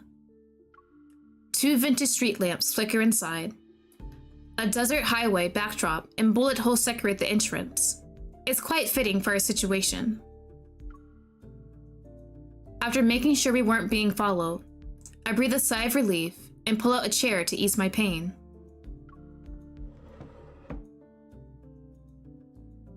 Ever just won't quit. Isn't there a way to deal with them once and for all? The arena fights are bad enough as it is. The ones we took out were only minions receiving commands. For signals to be distributed simultaneously, there must be a leader carrying the central control unit. Take out their control unit, and we can disable the entire group. Speaking of which, I detected an unusual mutaflux fluctuation when I encountered them. Sylus turns around to look at me. What makes it unusual? I'm not sure how to explain it. Maybe it's connected to that control unit you mentioned. They've really been busy behind the scenes. They're using protocores like they're toys. Sylus averts his gaze and turns away. He walks to a corner of the shop. Change of plans. We need to step up our game. Oh? What? Find the leader, neutralize them, and extract the control unit. We're going to reverse tracking? That might work. I'll use those unique fluctuations to locate them. Sylus crouches down by the decorative bar counter along the wall. The sound of rummaging soon fills the air. What are you doing? Oh, are you looking for weapons? I'm hungry, so I'm looking for food. Bro, you didn't eat before we left? I sit up. My interest is piked. Is this place one of your properties? Maybe. Of course it is! Those with refined tastes know how to seek out places that match their standards. The vehicles outside are enough to prove the owner's discerning eye. I spoke too soon. After retrieving a bag of food from the decorative cabinets like wooden crates, Sylus returns to the small table. A look of displeasure is on his face. What's up? These are emergency rations. If you're not picky, try to eat as much as you can. Canned food? That's not too bad. I thought it'd be much worse considering how you acted. Bro, what were you expecting? Hold on. Weren't you the one who kept asking for more home comforts at the base? The base is for living, but this place is for surviving. The standards are different. But seriously, have you thought about making your chefs develop canned foods? With their skills, we could have gourmet canned food experience next time we end up in a situation like this. Honestly, I really love how kind of nonchalant and chill we are in this situation. Despite everything that's been happening, we do have a cute sense of humor. While I keep rambling, the cans are opened and arranged. Sylus gives me a look but doesn't argue. What? How's your wound? No amount of talking will change that pain. I'm starting to think that medicine wasn't normal. It hurts even more now that I've stopped moving. I take a huge bite of the canned luncheon meat. I try to distract myself from the pain by chewing. Damn, I know I can't be picky, but do you have some kind of sauces for this food? Like honey mustard? A barbecue sauce? I think that would be nice. As I reach for the energy drink, his hand hovers above the can. He sprinkles a medicinal powder over it. I stare in disbelief. Did you just spike my drink right in front of me? Are 2 painkillers going to be enough to knock out the It's just the way you did that without saying anything. Like, okay, here you go, girlie. Enjoy that. The mysterious powder I just put in your drink. No? I know you want to stay alert. You're worried the extended release painkillers will slow your reactions. Keeping you safe for half the night will be easy. I'm here, which is more than enough. He picks up the can and moves the lunch and meat aside before setting it down in front of me. The small table becomes a chessboard once again. But this time, my opponent sends his pieces into my territory to supply his queen. As for whether you want to let your guard down for half the night, that's up to you, kid. Damn. Oh, do I want to drink it? Is it really gonna affect me? The painkillers would help, but Sylus is gonna protect me. I can trust him, but I don't trust myself in these situations. But if I'm in constant pain while I'm fighting, that's gonna be bad too. Oh no, let's drink it. I feel like we might get some more drama out of it. Okay, I'm gonna take it. Since you put it that way. Under his watchful gaze, I alternate between sipping my drink and eating.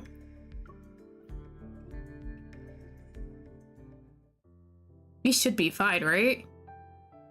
I quickly replenish my energy after consuming 3 cans of protein-rich food. The pain gradually dulls. Looking at my leftovers, I notice that Sylus has barely touched his food. With a questioning look, I wave the can at him. I'm full. Did you even eat, though? We were full after eating 1 slice of meat. I don't want to eat. I don't like it. Oh my god, Sylus. I know he wants me to eat because I'm wounded. I need all my energy and everything. But him like, I don't like it. I'm not eating it is so hilarious. It's like a picky child. You're the one who said you were hungry. In the dim lighting, Sylus fidgets with the can opener. His gaze lingers on a particular vehicle, and his interest is evident. The last Slavernos in the world. This shop's owner really knows how to hide treasures in Caron. Sitting with a full stomach only makes me drowsy. So I get up and follow him into the maze of vintage cars. Are we gonna steal one? A distorted figure flashes in my peripheral vision. I turn around only to see my reflection in a glossy black car door. The Phantom Zero, produced 60 years ago. Comfortable seats, spacious in the back. Thinking I'm interested, Sylus turns back to stand beside me. Our distorted reflections merge on the car door. This model was always popular with young dreamers. Are you one of them? First of all, those young dreamers from 6 years ago should be elders by now. Secondly, this car is cool. I won't deny liking it even if you make fun of me. I wasn't. He does something I can't see, and the pitch black Phantom Zero's headlights suddenly turn on. They cast their beam on another car in front. I have daydreams too. Under the circle of headlights, the car stands like an actor center stage, who's waiting for its story to begin. Sylus steps into the light with one hand in his pocket. Unhurried, he leans forward with his hand on the car door to get a closer look. Is that what you mentioned earlier? The Slaverno? Slaverno means explorer. It was the last model this company produced before going bankrupt. It sounds like they're exploring different methods to escape their desperate situation. Curious, I peer inside. A fine layer of dust has settled over the interior. Their exploration might not have ended well, but at least the name shows they never gave up hope.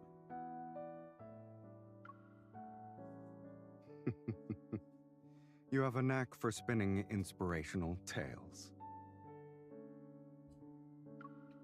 He looks more relaxed as he's leaning to the side. Against the car door, he looks at me.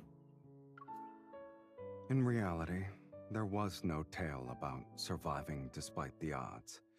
It was just an ambition that withered before its time. In their final moments, they poured their last defiant breath into crafting this car's body and soul. What stands before you now is an embodiment of ambition that died 60 years ago. The car's headlights illuminate one side of him. They're almost blindingly bright.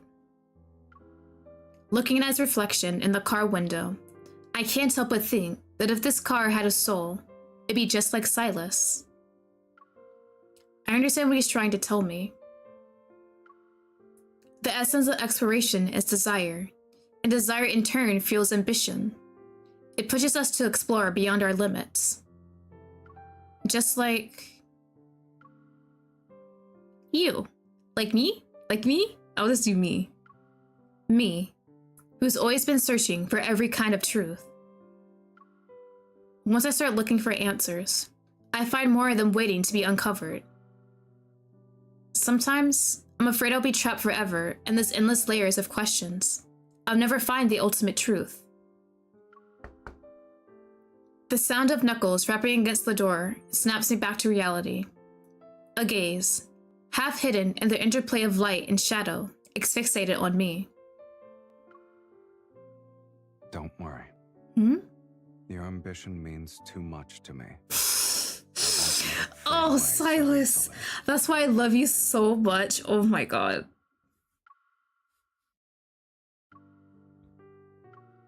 Have you ever heard the saying that fate will run its course? No, and I don't care. Seemingly done with the conversation, he stands up, takes my wrist, and leads me to the Phantom Zero. He opens the back door and tilts his head. Sleep here tonight. Sound good? The back seat is spacious, and the cushions are definitely soft enough. I turn. As expected, Sylus shows the Silverna. He reclines in the driver's seat, his legs propped up on the open door. Turn those lights off. Okay. The car lights are off, and darkness once again blankets our surroundings. As I lie down, I realize how much fatigue I had built up from constantly fighting and running around. My head starts to feel heavy. Yet at times like these, thoughts seem to surface more persistently. It's beyond my control. Sylus. Sylus? I look up through the car window and see his foot resting on the door frame. It sways, ever so slightly. I can tell you're awake. Listen to yourself. You sound like you're talking in your sleep. I struggle to sit up and lean against the window. I speak in a soft voice. I might be half asleep, but I know this plan will work. In 3 hours, it'll be dawn. People have their guard down after waking up. That's when we'll split up and make our move. You'll draw the wanderers away, help me create conditions for detecting fluctuations. I'll find a way to obtain the control unit the mass people's leader has. Move at dawn, splitting up. Are you really treating this like it's just another Lincoln mission? Lincoln never gives me this much freedom. I blink slowly and force myself to stay awake for just a little longer. I'm not playing around. I hoped you deal with Ever. So you have to help me get the gold coin. Then I can enter the arena. And if I refuse? Well, you can think about why you're really here. His foot stops moving. As I fight to stay awake, I see him stand up and approach me through my hazy vision.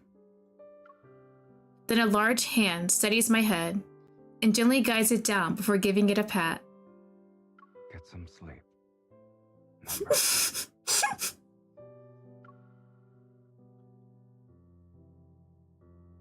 Oh, I'm so weak for this vid! Oh, Sylus, you're everything. You're everything to me. Okay. I honestly don't know how far we are into this, but we're gonna keep on going. I can probably get to the next chapter. I'm not sure when they switch to Zane, but we'll see. Connoisseur's desserts. All right.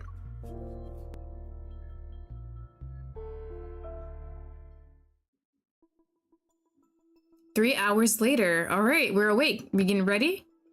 Fog seeps into the abandoned factory as I nimbly leap onto a shipping container. I'm getting closer to the energy fluctuation I've detected. Soon enough, I spot approximately 10 motionless figures standing in a narrow gap between the containers. 6, 7, 8, 9. The rest of them are here. According to the plan, Sylus is dealing with the other contestants and wanderers to attain the arena entry token, a gold coin. Meanwhile, I'm tracking down those masked figures, and that's why I'm here. I'll take down their leader first.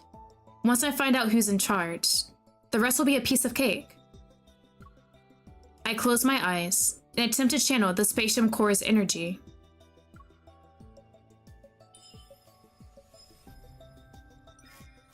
From my heart, a warm energy surges and envelops my entire body. My racing heartbeat is warning me that I might experience an energy overload if I continue. There! I sense the distinct energy signature and pinpoint the signal. I leap down from the shipping container, grab a masked figure's shoulders to pin him down, and press my gun against his forehead. With inhuman reflexes, he flips over and knocks me away. His chest doesn't rise or fall as he breathes. Instead, intermittent electrical currents crackle from within. Their leader is an android. Before the other masked figures can raise their guns, I pull the trigger. The bullet pierces the cold metallic chest above me. As if connected by the same energy source, the surrounding masked figures clutch their chests. Their movements were delayed by a second. I place my palm on the leader's lower head and detect something unusual. With 2 fingers, I reach into the eye socket and extract an artificial eye. Sparks fly from the severed wires as the machinery, still functioning, freezes. The masked figures have lost their power source. They fall to the ground, one after another, and let out pained groans. I hold up the artificial eye to the moonlight. As I suspected, protocore particles within its shell emit a faint glow in the darkness. I'll be taking this.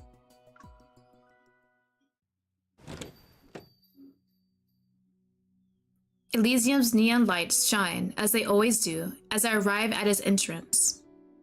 Well, won't you look at that? Someone's still alive. It's gonna take a lot of effort to kill me. Hey, I'm ranked 2nd on the leaderboard. I can't let all those people lose their money because of me. You're too kind. I need to lay low here for now, but how am I going to contact Sylus? I see something's troubling you. When you have a lot on your mind, you should treat yourself to a good meal. The body knows what it needs. Oh, is that the connoisseur? That's what she told me? I should have remembered, right? It's the connoisseur meal. I sit down at the bar. I remember what Aslan said about offering services beyond filling empty stomachs. I might as well see what this place really is capable of. It's the menu. There we go. I like to look at the connoisseur's menu. The menu is promptly presented to me. My gaze sweeps across the peculiar dish names, one at a time, until it lands on the last item. Sweet Evil Trap. Every dish in the connoisseur's menu tells a story from the N109 zone. But the story behind this one hasn't started yet. It's waiting for someone to order it. In fact, it's been waiting for a long time now. For me? 10.5 grams of soul.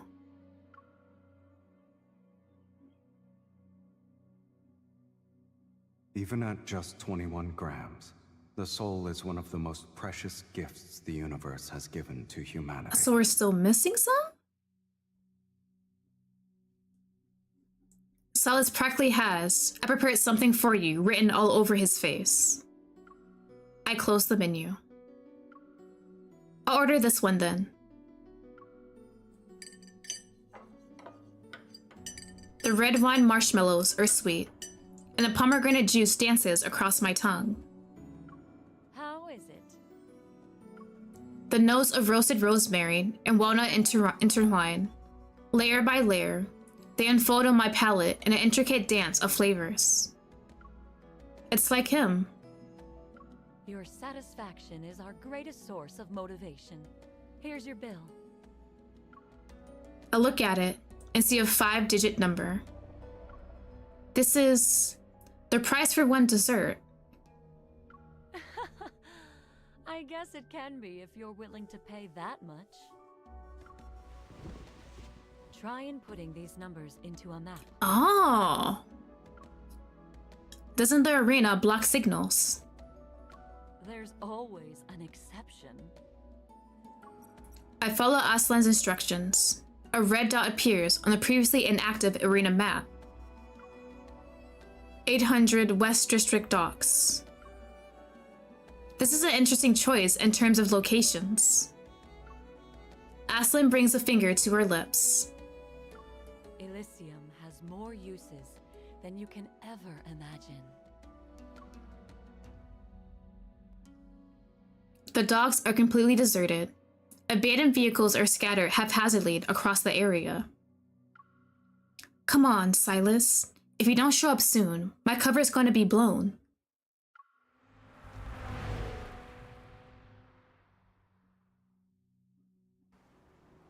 Oh! Scene!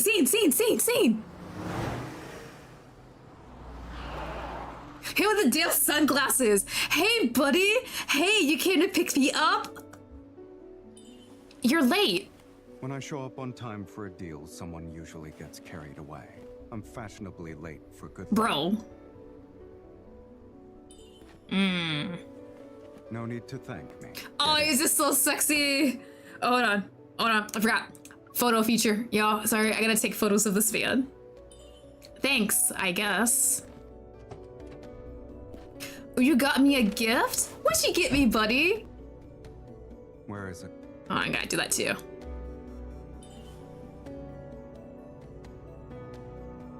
Just for you. For you? Yeah, I was trying to get the right point. Hold. Damn it. No! Not pending. Play. Really? Empty? What do you mean? As you can see, it's a pass to the arena. Oh yeah, sorry. I gotta take nice photos of this man. Ooh, there's photo. It was tampered with, so I fed it to a wanderer. We can't have loose ends, kitten. Bro, why does he look so good?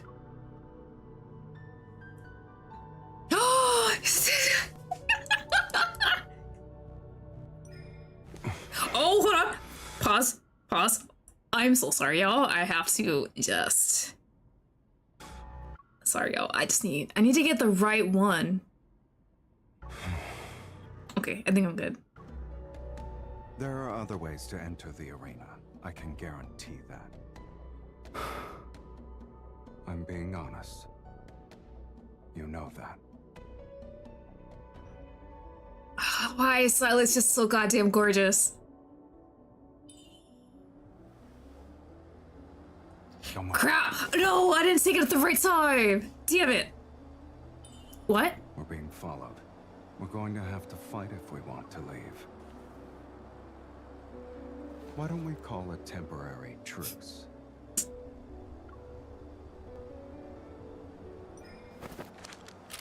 We don't know how many are still in hiding. What are the odds? With you, guaranteed victory. Hell yeah! Hold on. Chase? Oh my god, thank you! This is so cool!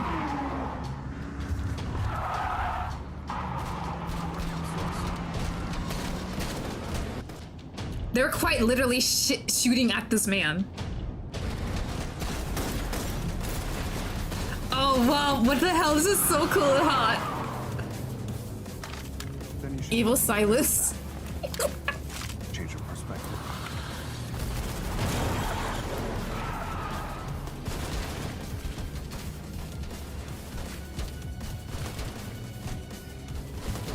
I'm charging extra for this. Wait a minute.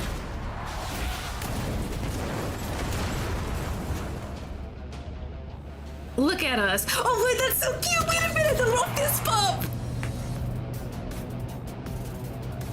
Someone's eager to die. Sir, while you are driving? What the fuck? Holy shit. Wait. I'm sorry. Yo, I have to pause my heart. Oh my god, why is this such a cool sequence though? Bro really jumped out of the car, teleported, and is walking on the enemy's car while they are driving. What the fuck? It's too late. I can't get the right photos. There you go, hold on. I'm sorry, y'all. I have messing up the scene, but I need the photos. Nice control. You're good at driving. Give me a drink. And I ever told you that your driving stability needs some work. So cute too. I don't consider. Our file thunder never hurt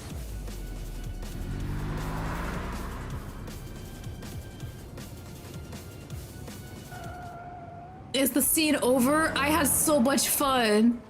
I think the scene might be over. Oh. The car emerges from the tunnel and races through the streets of the killing zone. Please don't tell me you went for a joyride earlier. I didn't. I just grabbed a bite to eat. You had a meal. Did you actually get a meal because you didn't want to eat the canned food? I couldn't get what I actually wanted, so I had to settle for the next best thing. Come to think of it, I rarely encountered any wanderers while searching for the masked people. I guess someone was helping me from the shadows after all. But Sylus doesn't look like he enjoyed his food. How are the wanderers? Delicious? They were so unpalatable that it's not even. Oh, hold on. My kitty just woke up. Hi, buddy. Hi, Price. You okay, buddy? Hi. Don't step in front of the... There you go. There you go. Go to the window. God, I gotta charge this damn thing too. Hold on. I gotta charge the phone too. I forgot. There we go. Jesus, yeah, I should have definitely charged. We're at 35%. Aww. Aww. Poor little Sylus couldn't get a tasty treat. Not only am I picky, but I have an enormous appetite. I playfully shake my head, shake my milk tea. Even though you were starving, you still brought me this. Isn't it common courtesy not to show up empty-handed? I pull up the live feed. The participant count in the top right shows the number 2. That means Sylus and I are the only ones left. Oh shit, it's just us. The gold coin markers flash on the map, but we ignore them. We're heading straight for the arena in the center of the area. Do you really have another way to get in? Yeah. In the distance, we see a barrier formed by interwoven blue and orange lights. Instead of slowing down, Sylus steps on the gas. The car is going to charge in.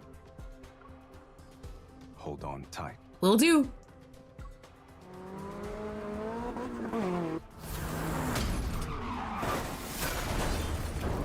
As soon as we hit the barrier, its violet energy tears our vehicle apart.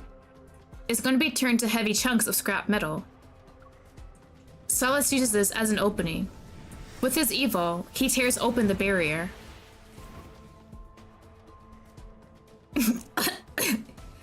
Your other way to get in was crashing into it? What? It worked, didn't it? It did, but come on, man. Could at least give me a warning. Sylus pulls me to my feet at one fluid motion.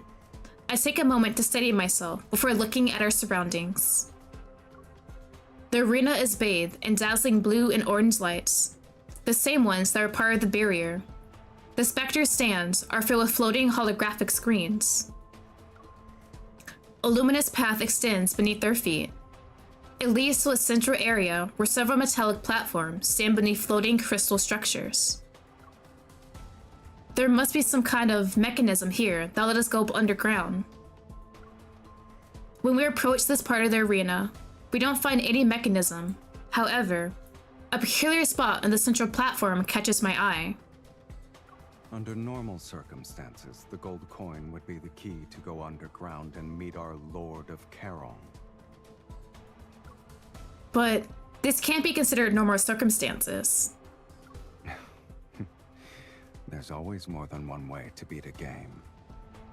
Besides, it doesn't matter if you had the gold coin. The Zoian hunt stopped being fair a long time ago, kitten.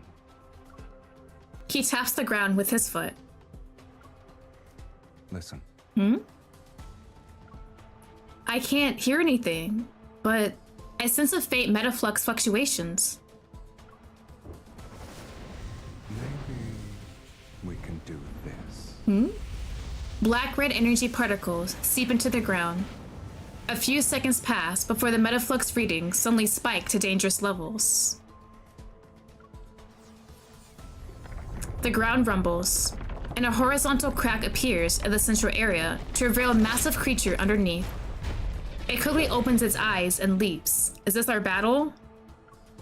It's a wanderer. The wanderer is encased in a massive shell. It instantly releases a powerful burst of metaflux. Does the N109 zone prepare these kinds of surprises for every Zoion hunt? Of course not. I suspect this grand spectacle is their idea of a welcome party for honored guests from afar. Who's trying to mess with us this time? What do they want? I don't care. I've had enough of this game. And its endless amount of rules. He stands at the edge of a raised platform as black red mist spirals up from his arms and engulfs his entire body. Let's end this once and for all. Ooh, battle next?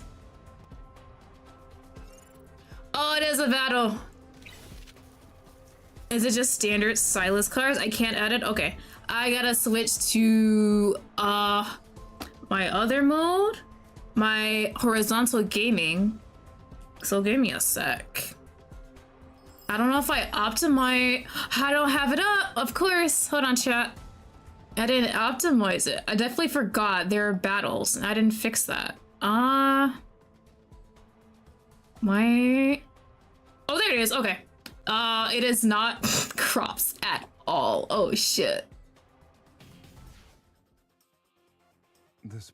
Hold on. Oh, we got something else? Hold on, chat. Embarrassing as hell, but reset transform. There we go. This shit ain't optimized, but it's fine. We will just make this work. Yeah, we'll make it work. Yeah, it's fine, it's fine, it's fine. Okay. Now let me get my phone ready, actually. There we go. New animation skip settings, tap settings to pause, and okay. Settings. Ooh, okay. Okay. We'll be over in a few oh crap. I have not played manually in forever. Oh god. We'll try. We'll try manually. I've usually just let it go in auto and that's it. Okay, let me focus. Gotta focus. Getting boring. What is this thing? Oh shit! Oh, I see you, buddy. It can't escape. Let's attack it together. Okay, this isn't bad actually. Ooh. Ooh. Could have done some more training. Bro, shush. I didn't mean to get hit. Forgot dodge is a thing. Let's settle this in one. I like it. Sylus, why are you so close to this damn thing? Let's attack it together. You can decide when. It's your time to shine. Ooh. Okay, if you say so. Okay. 2 bars left. We're almost there. If we're covered, Okay, let's dodge away. Sylus, I swear to God. Sylus! My eyes were locked on you. Ready? Why is Sylus just getting his ass beat? Oh, I should have waited to do this one too. I'm so pissed off at myself. It can't escape. No. Let's attack it together. You can decide when. Okay. Where are you going? Bro, I'm trying. Ooh, okay. Be careful. Don't let it. We almost got it. What a nice punching bag.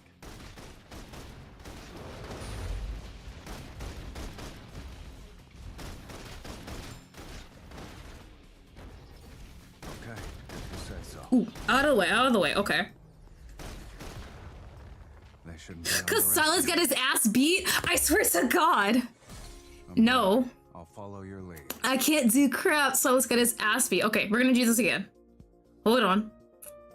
So, I'm so pissed off. Sylus, I was doing good, but you got your ass beat. So I actually have to be careful. I should have done the thing. I was waiting. Okay. Okay, we're gonna continue. I figure, okay. I need my ult ready, and then once we break all the barriers the first time, I'll use it. Because it was ready as soon as we finished attacking it after we broke the barriers. Okay. So I'm gonna wait to use that. And Sylus, I swear to God, man, if you don't dodge this damn thing.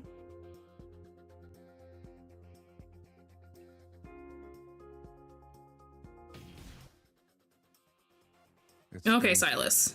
Guess I can't let you stay Ooh, too there we go. Bro, can I just control Sylus better? This is getting boring.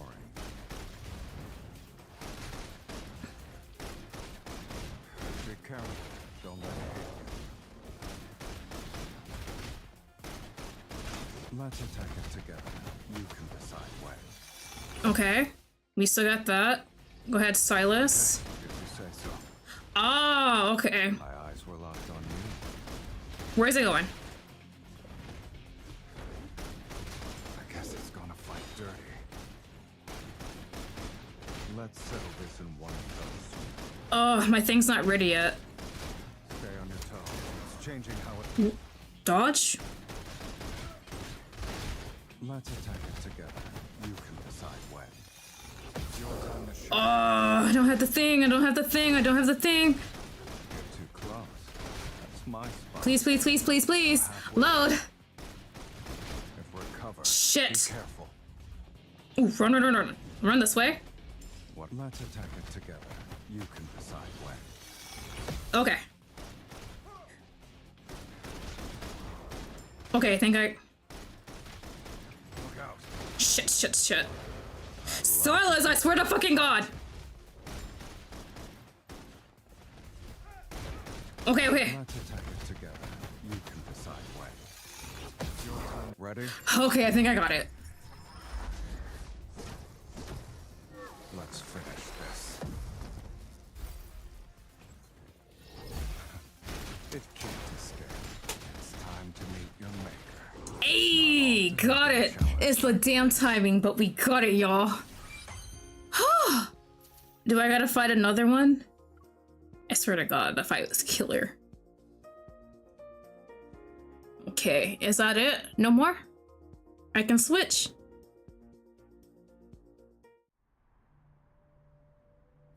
Bro, there's more? Wait, can I go to the next one? I cannot. There's still more. Ah, okay. Okay, next battle then. Level 17. I can't. Oh, I can switch to buy cards now. Oh, thank God. That makes it so much better. Okay, buddy, you're gonna just get your ass beat at this point. I got all the Syluses on my side.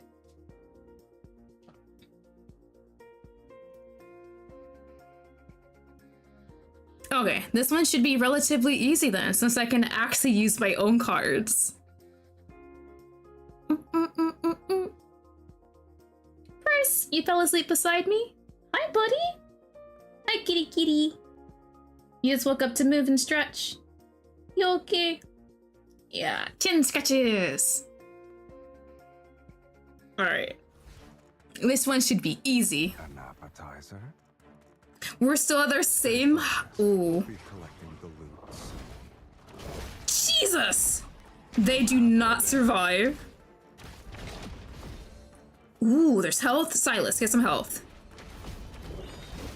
This weapon's kind of hard to use. God! I love it though. Be careful. Don't let it hit you. I don't think it even. Oh. Wait. That was. Right, Sylus? That was actually easy.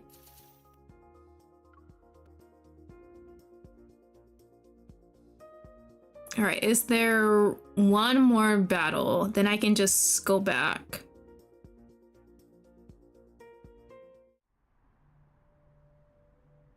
One more, okay. Was this level 19? Okay, we can do that. Yee.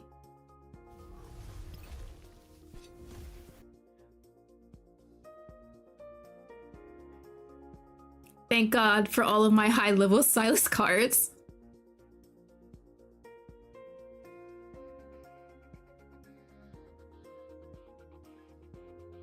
Oh, I just realized I forgot to take the thingy down. My bad. Alright. There we go. Okay. Hopefully last battle for this portion, and then we can continue with the story. With a broadsword, I didn't realize how kind of hard it is to use this. Feels like there's like a delay. Like it's a slow moving weapon, that's what it is. I'm so used to the quickness of the gun. But I'm fast as hell. Stay on your toes. It's changing how it attacks. God. Get the healing. Okay. What's next? Over there. Now that's the desire. It's your time to shine. Jesus! Just nuked this man out of orbit. Guess. Okay.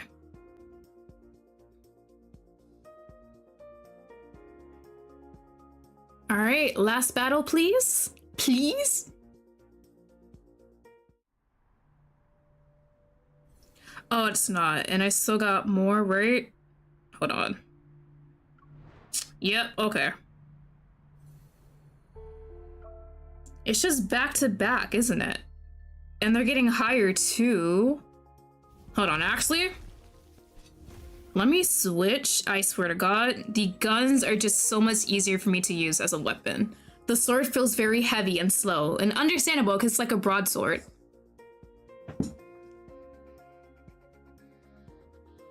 Last battle, please? I beg of you. I don't know how many they're gonna have.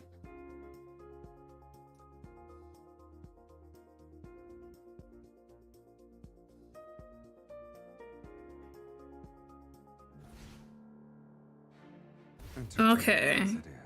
So where's our... Ooh, this has to be the last one. Somatic entry? Just you, buddy? Okay. Jesus Christ. There we go. Yeah, you're trying to lock yourself. Buddy, that's not gonna save you. Careful. It's charging. Yeah, that. We're halfway there. There we go. You put up a good fight. Easy. Bro, I remember when I first started playing, it would be so hard for these battles when I have all of Sylus's cards just souped up like crazy.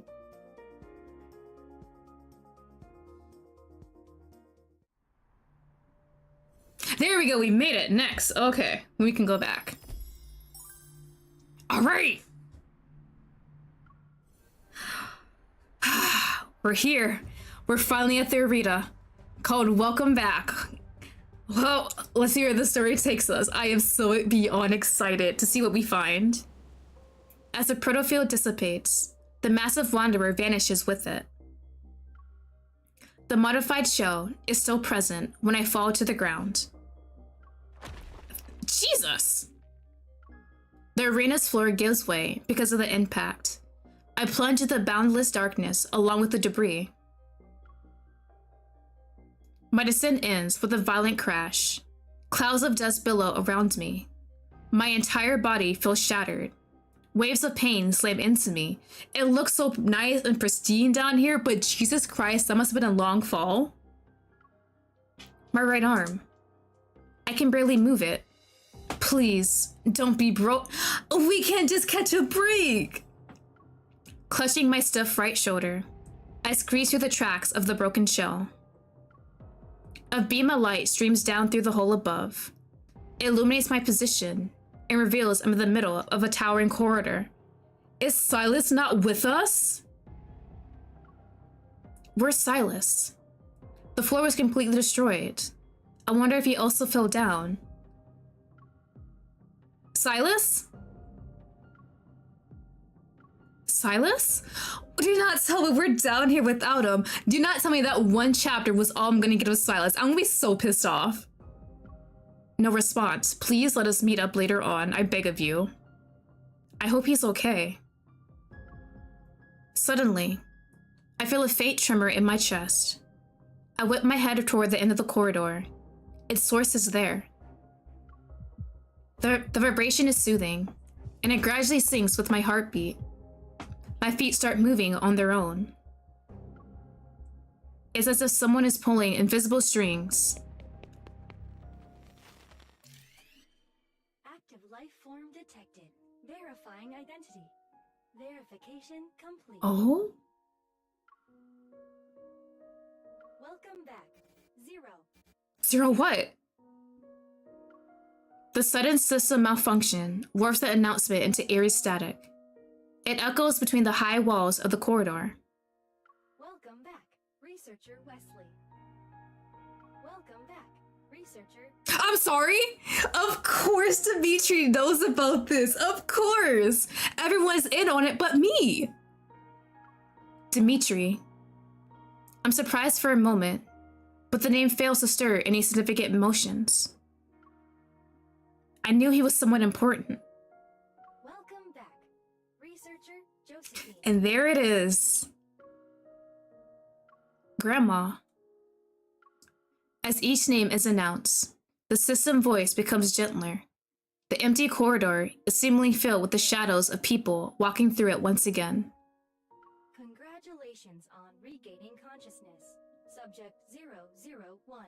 How are you feeling today? I mean, not too bad. Could be better. I probably want to get like a nice dinner later. All I had today was like fruit and ramen. But you know, it's alright. The voice is quiet, as though it's waiting for my response. Grandma's document also referred to me as a subject, and this system addressed me with the miracle designation 001. It's me, right? The following has been detected in the test subject's emotional state. Confusion, weariness, and anxiety. Physical pain signals are also present. Subject 001. Do not be afraid. The nearest researcher is located in the observation room for demonstrations. You are currently 126 meters away. Please follow the guidance lights immediately to receive assistance. Huh. Interesting. How? A pale blue light materializes on the floor. Arrows pulsate one after another and beckon me to venture deeper into the facility. This facility is very intricate, especially with like the AI robot here, the way it's talking to us as a subject. It really treats us like a person. It's not treating us like we're just a subject, which is kind of weird. Wasn't what I was expecting, honestly. So now I'm really curious, how were we cared for in this facility despite us being experimented on? Like, what happened here? As I walk, more passes branch off from both sides of the corridor. Deepspace Signal Analysis Lab, Cosmic Archaeological Archives, Genetic Extraction and Analyst Center. The Gaia Research Center's scope of scientific endeavors is far more extensive than I thought. I keep walking until I see Life in the Future, Backtracker. Xavier? Life from a higher plane of existence, Emissary of the Divine. Life from the ancient ocean Liberians. What? Don't tell me. Raphael is also. The labels point to different corridors, and each corridor houses a unique specialized research team. Is every single love interest being researched themselves in their past? What the fuck? Finally, I spot the sign for the Unicorn Research Team. It points to the most prominent door at the end of the corridor. My heart pounds in my chest. The truth I've been waiting for is within reach, yet I'm hesitant. I'm suddenly afraid of facing my past. Maybe this is just a trap. But I've come too far to turn back now. I press my hand against the sensor in the center of the door. The resonant triggers a vibration, and blue light courses through the circuit. It illuminates the massive door that's been dormant for so long. The heavy metal doors slide apart, and warm light pours in. I turn my head away and raise my hand to shield my eyes. What game are we playing today? In a dreamlike haze, I watch as a tiny girl runs past me and throws herself into the familiar embrace of the figure standing in the light. Grandma. I take half a step back and rub my eyes. The vision vanishes along with the warm light.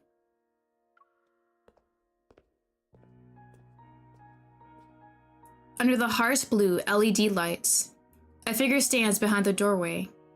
They slowly turn to face me. Who is it? You! You're finally Dimitri's here? It's been a while, Subject 001. Our little bomb. I don't like that name. What the fuck? More questions than answers is what I'm getting from this part. What the hell? Oh my god, okay. We found the Gaia Research Center. It seems like they were doing more research than what we expected. There's research on Xavier and Raphael and I guess their past. Is there research on all the other characters, love interest? What the hell is going on? What's their main goal? What are they trying to do? And Dimitri, of course, he knew from the damn start. Dimitri. So that's why everything here still works, even though it was abandoned for years. That too, everything's so nice and pristine and clean. The real reason you're in Kadon is because you're guarding the research center. Of course, this place holds the buried dreams of countless researchers, the seeds of world-changing discoveries. In addition, Dimitri spreads his arms. It's somewhat of a dramatic, welcoming gesture. it's where you were born, your first home in this world. What is... What do you... I know what he means by born, but that makes me question other things. Do we have a mother? I know the other lady said... Oh my god, okay, sorry. My mind is just so racing right now. I tighten my grip on the gun of my waist. I'm waiting for the next outrageous revelation. Back then, the research team accompanied you every day. We raised you as if you were our own child. We believed you represented humanity's most intimate connection with deep space. A flickering hologram appears behind him. Fragmented faces of figures huddled together manifest before dissolving into light and shadow. I don't recognize any of them, yet a warmth wells up from the depths of my heart. After the Chrono Rift catastrophe, our team was disbanded. Many of us disappeared without a trace.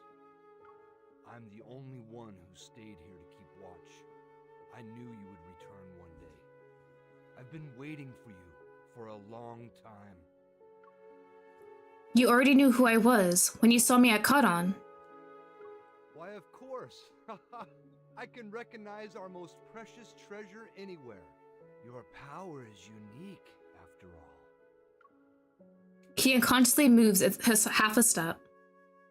Upon seeing me back away warily, his voice becomes even gentler. Don't be afraid, my child. I've been waiting for you this whole time. I must atone for the sin I left behind. I know you have many questions. Go ahead. Answers. Ask them. I'll tell you everything you want to know. Seeing the sincerity in his eyes, I hesitate. Should I ask him a question? I might be close to the truth this time. I need to hear what he has to say. You said I was born here. Why don't you tell me what happened back then? While not an ancient beginning, it was still sacred nonetheless. Oh shit. A hologram of an energy graph depicting the process of planetary evolution appears in the center of the ruins. Planets are born, and they eventually die. Then they were born, only to die again. Visibly moved, he stares at the floating data curves on the display. It's a beautiful cycle. I asked about my origins, not humanity's. You don't have to start from when the Earth was formed. You think this is the life cycle of a planet? It's not. It's a representation of your life, your power. Is he crazy? Go on. You are Ever's most wonderful, most magnificent creation! Jesus. A blank expression appears on my face. I can't even pretend to play along anymore. But Dimitri doesn't care about whether his audience is responding or not. It began in 2034, when humanity received a faint signal from deep space. Once it was decoded, it revealed a story about a planet's quest for immortality. An ordinary planet achieved immortality by harnessing an inexhaustible cosmic energy source. They inspired us. And so, we conducted an experiment using collisions to recreate this inexhaustible cosmic energy. After several failed attempts, one proved to be a success. The energy manifested. However, no one expected it to appear inside a child's body. And that child was you. The powerful energy fluctuations we were waiting for, they came from you. The power was impossible to analyze and measure. It only grew stronger as time passed. It grew like a planet and reached its peak on day 27. Then it started to decay on day 36. On day 41, it disappeared completely, dead. Then, it was followed by an explosion. Is that why he called us a bomb earlier? But shortly after, your power reconstituted itself. Oh shit. And began to grow once again, just like a planet. Therefore, we believe the power of the Aether core within your body is equivalent to the energy of a planet. With growing intensity, his gaze gradually shifts from the hologram to me, as if he's seeking my confirmation.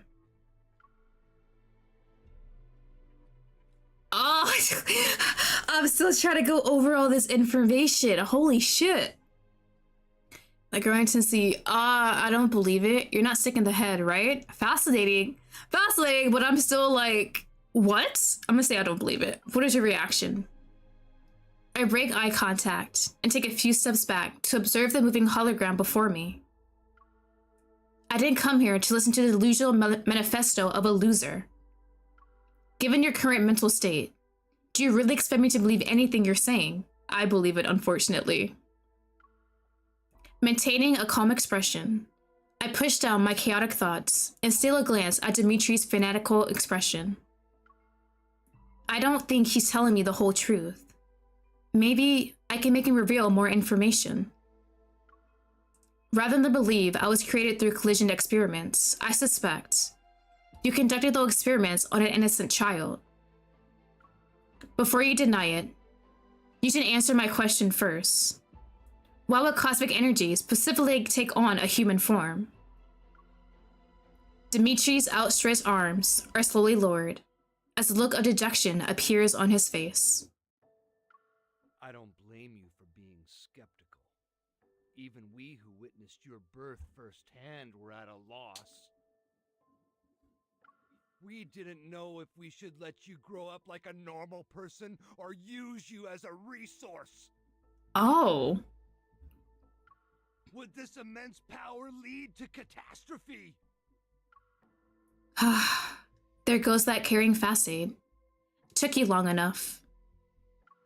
Referring to this place as my first home and talking about magnificent creation. In the end, it was about making a massive profit. Even in the ramblings of a madman, fragments of truth lie hidden beneath insanity. From his words, I can piece together what you'd ever wanted to obtain via unicorn. They desired a new kind of energy that was far more powerful and plentiful than Earth's natural resources and protocore energy. Maybe that was when Everest set their sights on the ether core. You have no idea what kind of temptation lay before us back then. While Dimitri is engrossed in his fervent monologue, I keep an eye on his unstable state. I also use this as an opportunity to examine the laboratory. Hi, it's Aksu. Welcome, welcome. I hope you're doing well today. We had countless debates. The Chrono Rift catastrophe struck when we were in the middle of our endless back and forth. Bro is really losing it, but he's giving us information. It will always be the most regrettable thing I've ever done. I can never make up for it in this life. What happened? Is that the sin he was talking about earlier? My career, my dreams, my colleagues. Those days we spent to achieve our goals. Something's wrong with him. I just woke up and have an exam this morning. Oh, good luck on your exam. I hope you do really well on it. My gaze quickly shifts to the control panel, some distance away from Dimitri. I discreetly get ready to use my evil. It's over. It's truly over. Jesus Christ, man, calm down. Seemingly drowned in penitence, Dimitri falls to his knees and triggers a hidden mechanism. What are you doing? A surge of energy rises from below. The large laboratory begins to shake as the rails rattle. Wait, it's not the laboratory that's shaking. Sensing movement beneath my feet, I quickly back away, but I slam into a wall instead of finding the door. A massive curved glass panel has suddenly descended behind me. Its cold surface blocks my escape route. What is this man trying to do? Those low-key kind of scare me, but I memorize all the pages. Oh, that's good. I barely pulled out my gun when curved glass panels, previously suspended above and diagonally in front of me, descend. What is this man trying to do? The panels are about to create the perfect cage. I'll be stuck inside the spherical chamber like an insect preserved in amber. It's mechanical trapped. I had walked into the jaws of a beast as soon as I stepped through the laboratory doors. So it was a trap the whole time? Did that lady set it up? Go on now. Me? I was an innocent child. With steady hands, I slip a small explosive charge into the last remaining gap before the glass panels seal themselves. Then I get down on the ground as fast as I can.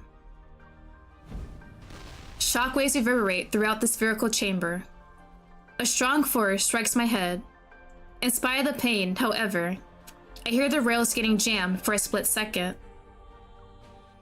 I charge toward the explosion site without a second thought. Using my momentum, I smash my gun against the area where the glass panels meet. The impact forcefully opens a narrow gap barely half a palm wide. I immediately raise my gun to shoot. The bullets hit the area near Dimitri's feet, but they fail to stop whatever switch he activated. I aim my gun at him. A familiar energy emanates from the darkness behind Dimitri. As he stands up, my instincts scream at the new threat. I open fire. The bullets hit him, but he seems unfazed as he pulls out a weapon and aims it at me. What is Dimitri trying to do here? He didn't really explain what sin he's trying to atone for either. The powerful blast sends me flying and crushes what little chance of survival I've been desperately clinging to. Is someone not gonna save me? Am I really by myself? What do you mean that's how it ends? Okay. Cosmic convergence. Okay, things are getting actually really heavy here. We're by ourselves. We cannot escape whatever cage Dimitri made for us. Bro, Sylus, please don't let this be your end. Sylus, come save me. Chaos, agony, the freezing cold. My body feels like it's being crushed. I must have blacked out for a bit. Fighting through the pain racking my body and the taste of blood, I force myself to get up inside the sphere. On one knee, I struggle to catch my breath. Below me lies a metallic floor made from an unknown material, and above me looms an inverted glass chamber. The familiar sight triggers a flood of memories. This is the Deepspace collision chamber. I was imprisoned here before.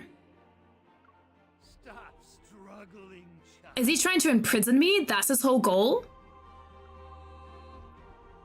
The voice pierces the thick glass. The collision chamber has already been activated. It's now floating 6 feet off the ground. Dimitri stands below, and the controller in his hand is stained with blood. I already obtained the correct data on your eval while you were in the battle. He raises a chip in his hand. Once I insert this into the chip reader, the equipment will use its antimatter capabilities to completely neutralize your energy.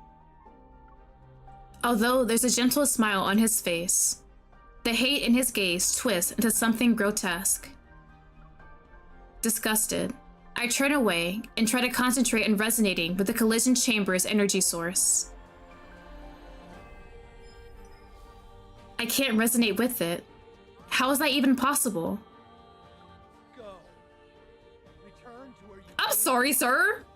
You never had a place in this. Okay, I'm assuming the regret is using me and his experiment. I'm not supposed to be of this world, but I'm here now, sir. You can't just kill me. Humans who foolishly try to control a power as great as yours will only bring disaster upon themselves. The Chronal Rift catastrophe and the Wanderers. It was all because of our greed.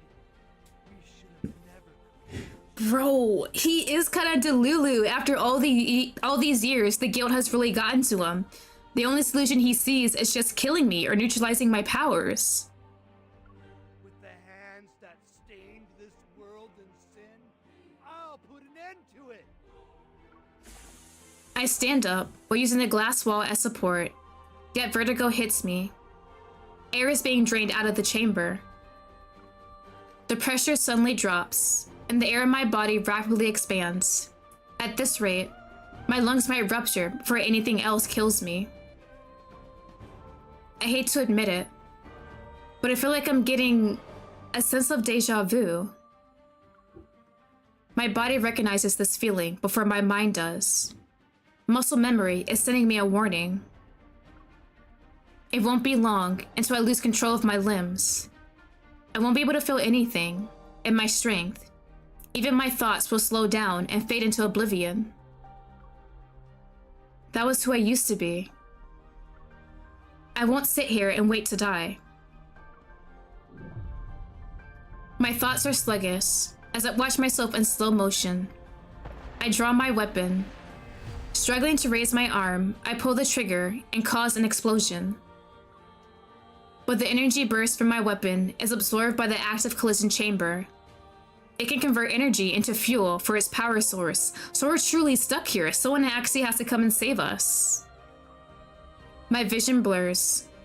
Not only is my strength being drained, but my body is also becoming numb. The glass chamber reflects the cold laboratory lights. They sketch out fragmented memories.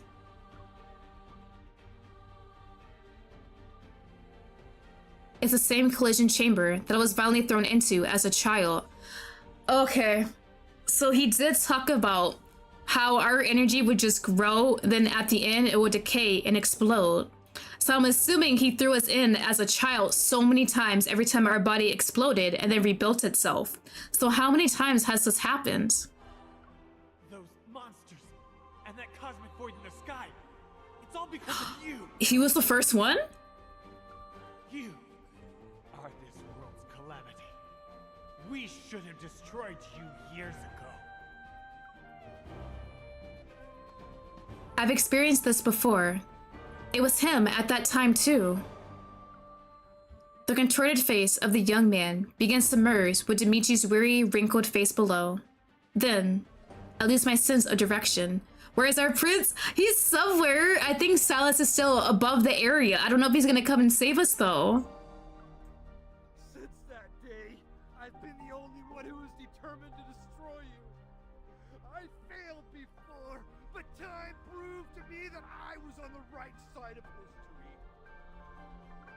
I will finish what I started and atone for my past failure. This lunatic. Be gone. Go back to where Damn, man. Just die already. I refuse to let this maniac kill me. A powerful resonance resounds and builds within the chamber. It syncs up with the tremors deep within my heart. I desperately try to maintain control. I'm attempting to seal the weak spots the echoes create, but I'm fighting a losing battle. The resonance's energy hums and shatters invisible chains. My consciousness breaks free from its physical cage, and my soul rapidly surges forth.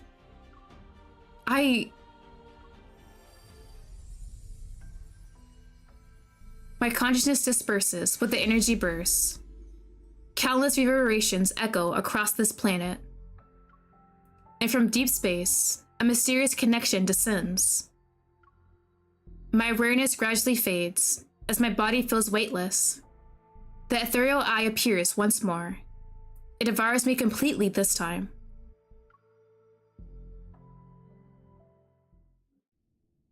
Do we actually... What? Am I? I don't know, a cosmic being at this point, an energy source? We're so many things, but still don't have a lot of answers. In boundless darkness, I drift through the cosmos. Girl, you have to go to school? Then go to school, have a nice day, and do good in your exam. I am the cosmos. I see a planet on the brink of destruction. And the different paths I could take. The different love interests? Some explode like tiny fireworks before their life could begin. Others are further along in their journey. However, all of them perish. And at the end of their lives, each planet collapses inward. A tiny core takes its place. The one born from the destruction, the Ortigo core. It suddenly floats in space. And as energy stirs from its slumber, cosmic strings resonate with it, Space-time twists and stretches. Everything and nothing has changed.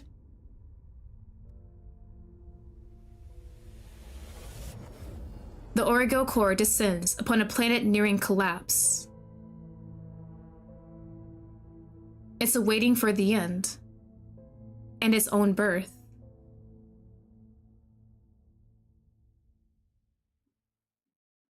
Huh?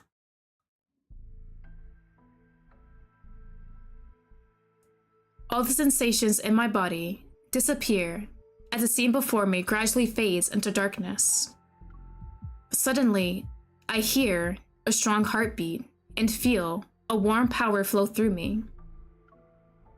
It's a fragment from another place and time, yet it brings a familiar presence.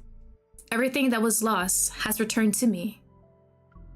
At first, they're just blurry images, reminiscent of scattered, flickering stars in my mind. But as time passes, these images start to become clear. They slowly come together and form vivid, tangible scenes. Complete with sounds, textures, temperatures, even the faintest presence, they're real and full of life. Unfamiliar fragments connect into a single, unbroken thread. Those past experience, emotions, choices, and missions. Once again, they cross the barriers of time and space, carefully weaving themselves into the fabric of my existence. They become a part of me.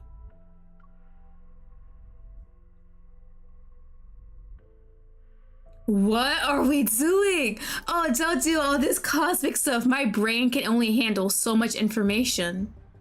That's what, oh my god, the update is death and rebirth. Okay. All right, in like 30-ish minutes, we'll definitely take a break. And I gotta feed my kid. Sylus? I suddenly break through the downpour of memories. My vision refocuses. The familiar black-red mist envelops the area. I'm shielded from the falling rocks and steel beams. Meeting my stunned gaze, Sylus relaxes his furrowed brow. An amused smile appears on his face. No. Don't call me that. Little bomb. Sylus?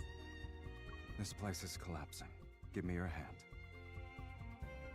Yep. The hand reaching out to me now overlaps with memory of that same hand, breaking through the barrier many years ago. Hold on! Fragmented memories flooded my mind, but there's no time to dwell on them now. I force my arching arm to move and grab his hand. Sylus yanks me out of the wreckage in one fluid motion. He secures his grip on my arm as he crouches. Keep your eyes open this time, kitten. Watch how we escape and remember it well. Alright, do I need this for next time? Overwhelming power lifts him up. It manifests behind him like a fiend that crushes all obstacles in its way. Its wings have blocked out the heavens. We soar past the crumbling debris and fly away from the depths. Thunderous explosions echo below.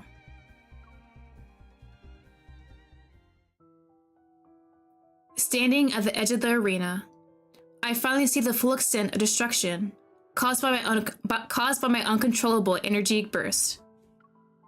The entire arena has collapsed. Only a bottomless pit remains, its edges crumbling away.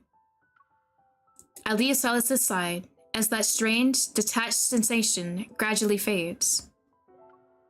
Dimitri, bound by tendrils of black-red mist, is thrown down before us. He's still alive? Hey, buddy! Guess you couldn't atone for your sins. Our deal is complete. Now surrender your soul. Monster! There are two of us here. Who are you referring to? His unfocused gaze can no longer locate his enemy as he desperately claws at the mist coiling around his neck. The terms What deal did you have? deal haven't been fulfilled. I only agreed to bring her before you. Foolishness and arrogance aren't valid reasons to breach our contract. Oh, Sylus. Sylus violently grabs Dimitri by the collar. The mist swiftly coils around the former researcher's neck. You underestimated how much she's grown. Look at you. Thinking she's still the little girl whose life you held carelessly in your hands. Like every gambler who overestimates themselves, you are not as clever as you think you are. I know who's behind the antimatter. Let me go. With a contemptuous laugh, Sylus forcefully turns Dimitri's head to face me.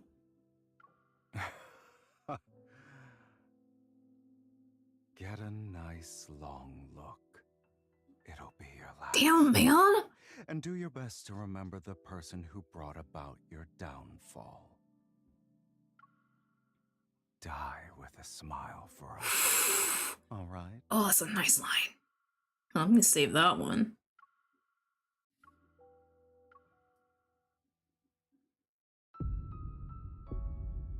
As Dimitri screams and body are swallowed by the black-red mist, I turn my gaze to the center of the arena. One after another, muffled explosions resound underground. This place will be gone after today. It won't reappear anytime soon.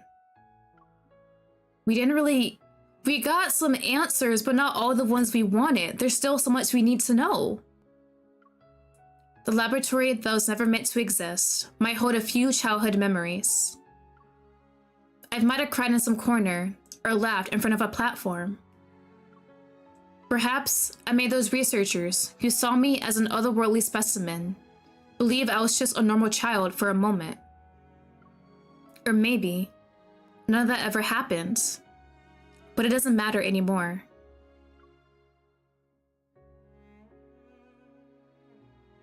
How much do you remember? A lot, but it's all jumbled up. I know whatever happened to Dimitri, and look at Sylus. That deal you made with him. Was it when I escaped from the research center? Yeah. Did you bring me here so I could remember everything? Sylus knew so much. Holy shit. He doesn't look at me. Instead, he speaks as if he's addressing the darkness beneath his feet. You would have done this sooner or later.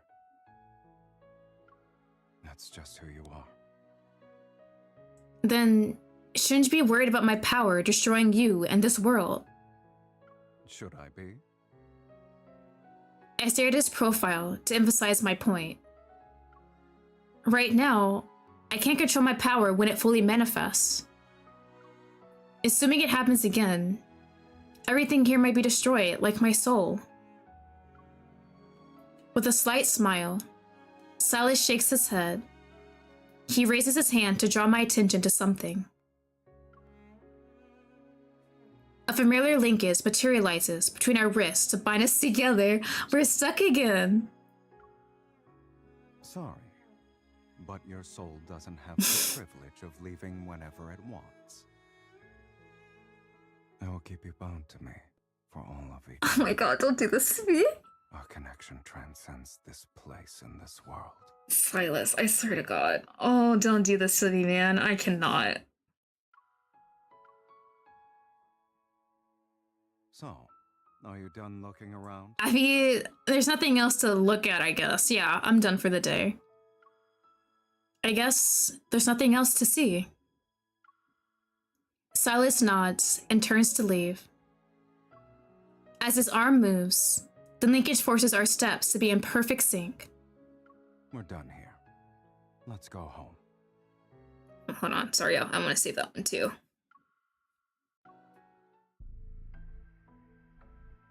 In the vast cosmos, my power has no starting point or destination. It appeared when the universe was created. It's a fundamental law etched into the fabric of existence. At some point, a force, weak yet unbreakable, began to bind me. And with it came an endless fall.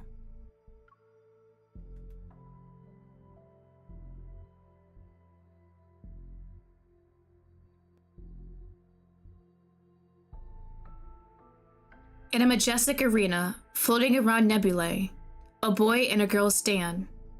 Soaked in blood, they're greeted by thunderous cheers. When it comes to killing wanderers, Sylus and I always had perfect coordination. You're not going to team up with me this time? I hate teammates who try to steal my points. Then, what do you hate more? Teammates who steal your points? Or teammates who can't keep up with you? Who is this? You're so annoying. If you steal my points again, I'm gonna throw you in Tartarus. Okay. Who? Give me your hand. We're a team now. Yeah.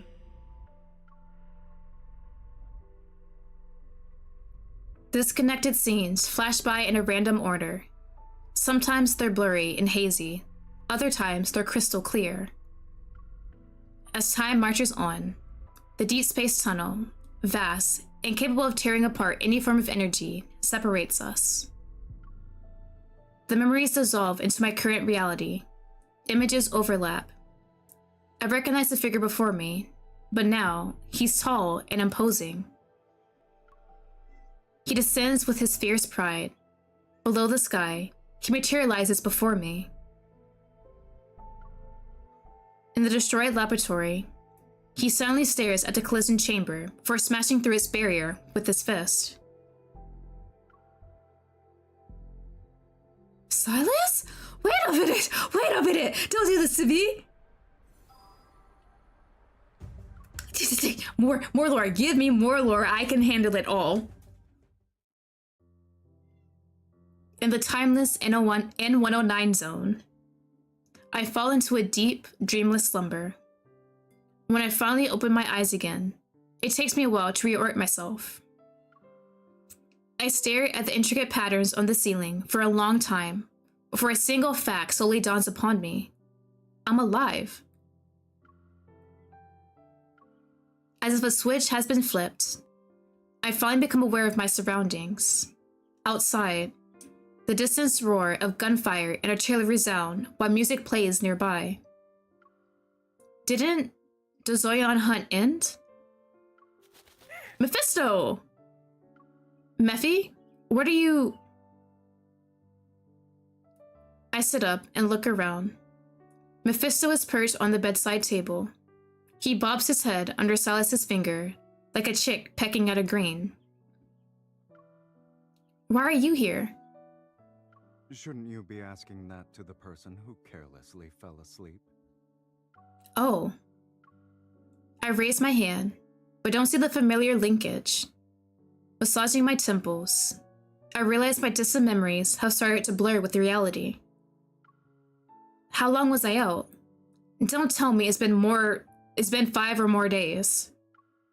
You would have starved to death in that case. Sylus is lounging in a small armchair next to his bed. He's looking out of the window. Several gemstones, 3 wine glasses, and a marker is scattered across the nearby side cabinet, small table, and floor. It's morning. And more importantly, it's been 3 days since the Zoyan hunt ended. Overtime is almost over. A terrifying explosion resounds in the distance. Seconds later, the windows rattle from the shockwave. The arena is in ruins. Why would anyone still fight to be its owner? For certain people, that place still has important stuff. And with Dimitri out of the way, the battle will be more ruthless. Sylus's gaze is still focused on what's happening outside. His hair swaying because of the shockwaves. He maintains an aloof attitude. Curious about what he's looking at, I get out of bed and approach the window. But I can't even make it there before settling into the small armchair. I nudge Sylus so he can make room. What's going on? My whole body feels weak. It's like I've been thrown into space and had to orbit Earth 3 times. You didn't hit me while I was asleep, right? Between the two of us, you'd be the one to do that. Did I hit you while I was sleeping? Sylus holds up 2 fingers and glances at my right hand. Twice. I had no idea. I was dreaming the entire time. Maybe I got too excited. Sylus finally turns to face me. He gently takes my wrist and gives it a light shake. Are you well rested now? More or less. Let's go then. Mephisto takes his chance to sneak away, snatch an empty wine glass, and fly out of the window. Sylus stands and stretches before picking me up. Time to eat. Ooh, what we eating? Actual food? It isn't until Sylus makes me sit at the dining table that I realize just how hungry I am. I devoured everything in sight until I'm stuffed. Strength gradually returns to my weary limbs, and I start to feel clear-headed. I slowly finish the last of my juice. Then I carefully nudge Sylus's leg under the table to let him know that I have a question. I see you're disregarding table manners, kitten. I was worse during our first meal together. Isn't it a little late to start worrying about etiquette? Something cries out near the window. Mephisto, who had been absent during the meal, taps on the glass and squeezes through the gap. He drops a dark-colored object into my hands.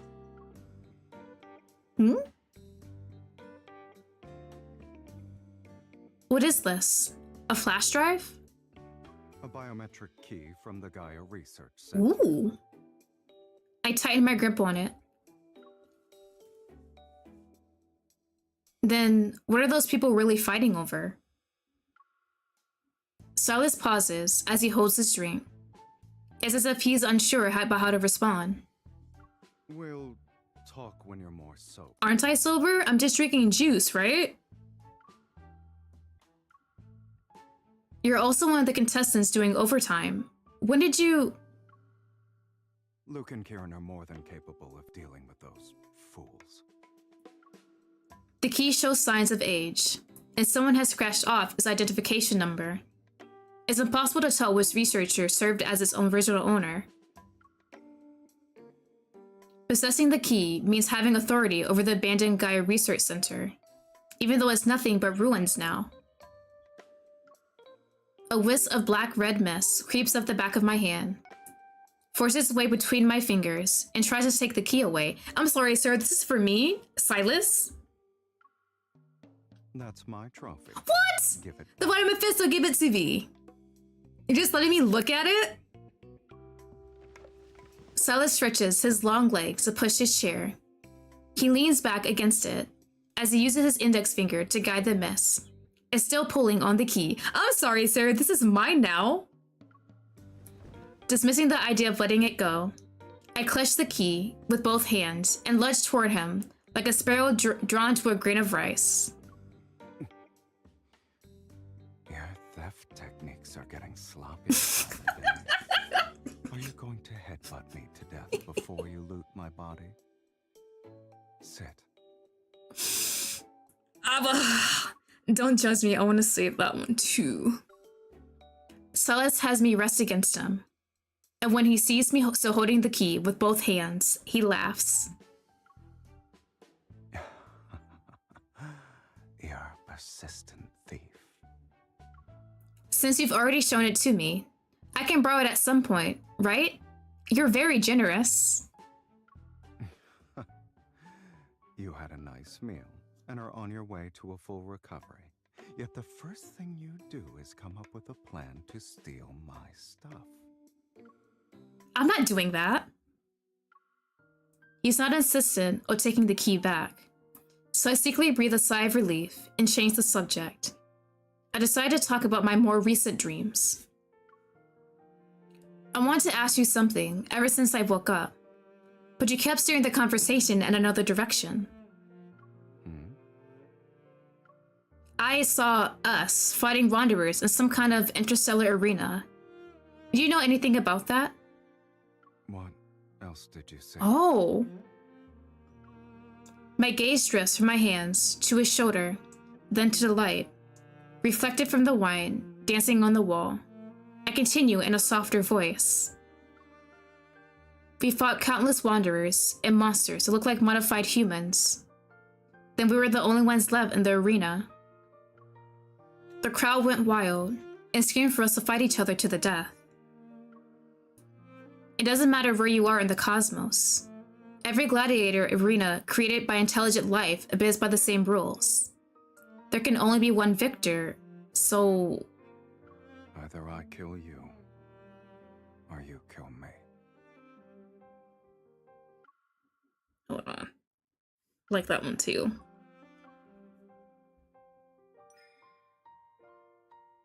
I sit up straight and touch the corner of his eye. I'm searching for that hidden color in his right eye. But when we faced each other, you didn't attack.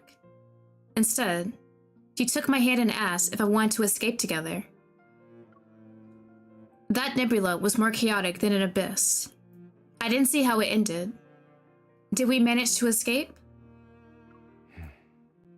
What do you think? He brings his empty wine glass closer and presses its cool surface against my forehead. If we hadn't, then who exactly are you looking at right now? We're pretty special, huh? Speaking of which, you never doubted yourself, or worried about my capabilities for that matter. Then you went through hell and back, barely escaping through life, and arrived at the N109 zone before it fell. More or less. Have you ever Oh, considered shit. that me landing in the N109 zone wasn't a coincidence? It's because of the Gaia Research Center. Sylus remains nonchalant. I found some documents in the corridor of the old facility.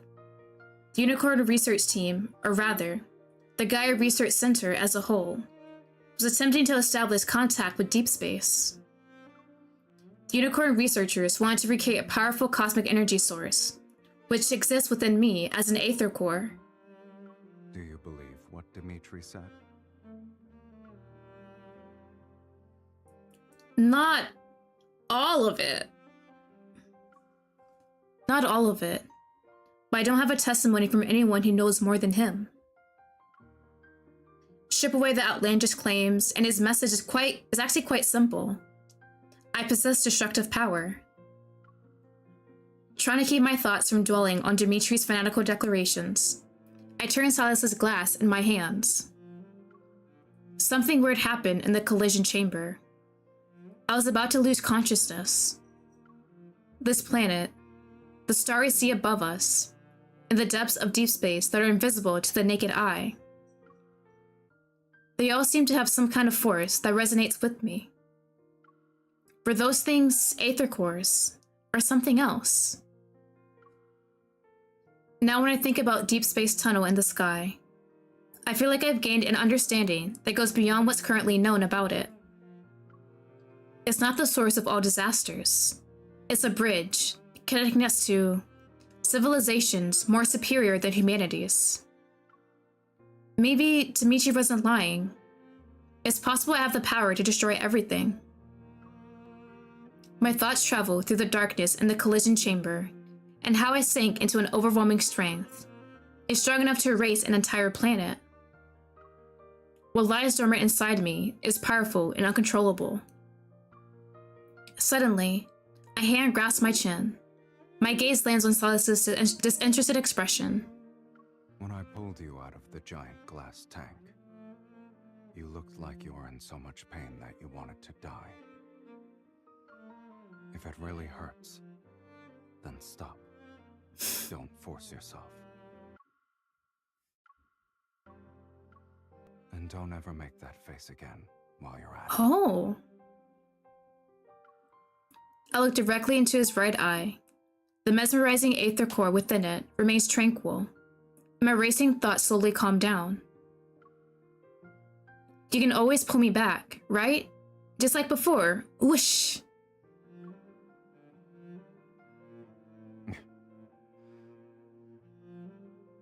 Are you mad? I didn't do anything. As I look up at him expectantly, Sylus stays silent for a moment. Then he appears interested, Grabbing my hand, he leads me outside. No, but you slept for too long. I'm bored. Am I supposed to do something? So, where are you dragging me off to? Do you want to have some fun? I'll help you get used to wielding devastating power. That way you'll be a bond Oh. who can always think about self-destruction. Huh?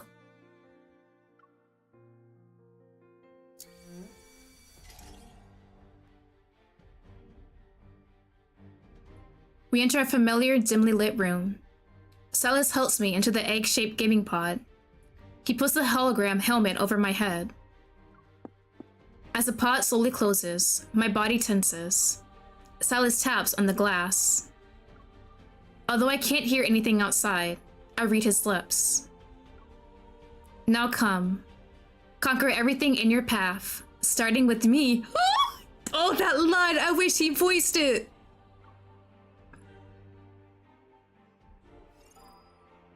Oh shit! Battle?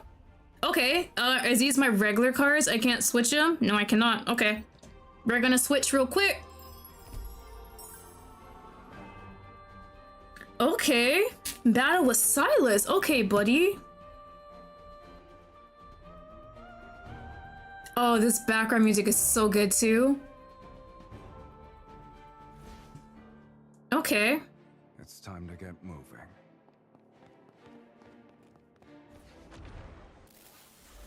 Alright. What even level is this damn thing? Okay, that's not bad. That's more like it. It's time to serve the man. Okay, yeah. Fighting this thing isn't that bad. Run, run, run. Did I get hit? No, I did not. You're too close. But Sylus is about to get hit. Like a difficult fight. Sylus, I swear to fucking God. It's only the beginning. What are these? Ooh, Wrong way.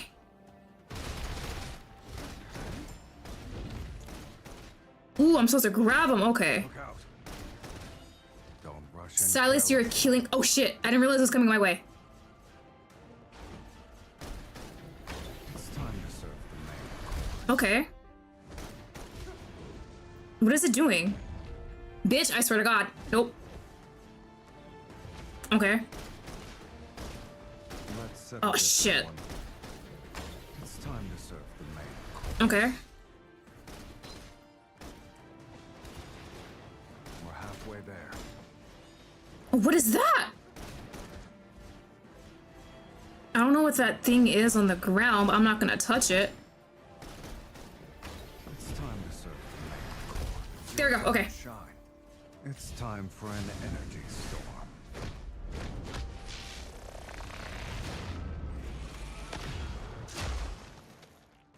There we go. Time to meet your maker. Okay, Sylus.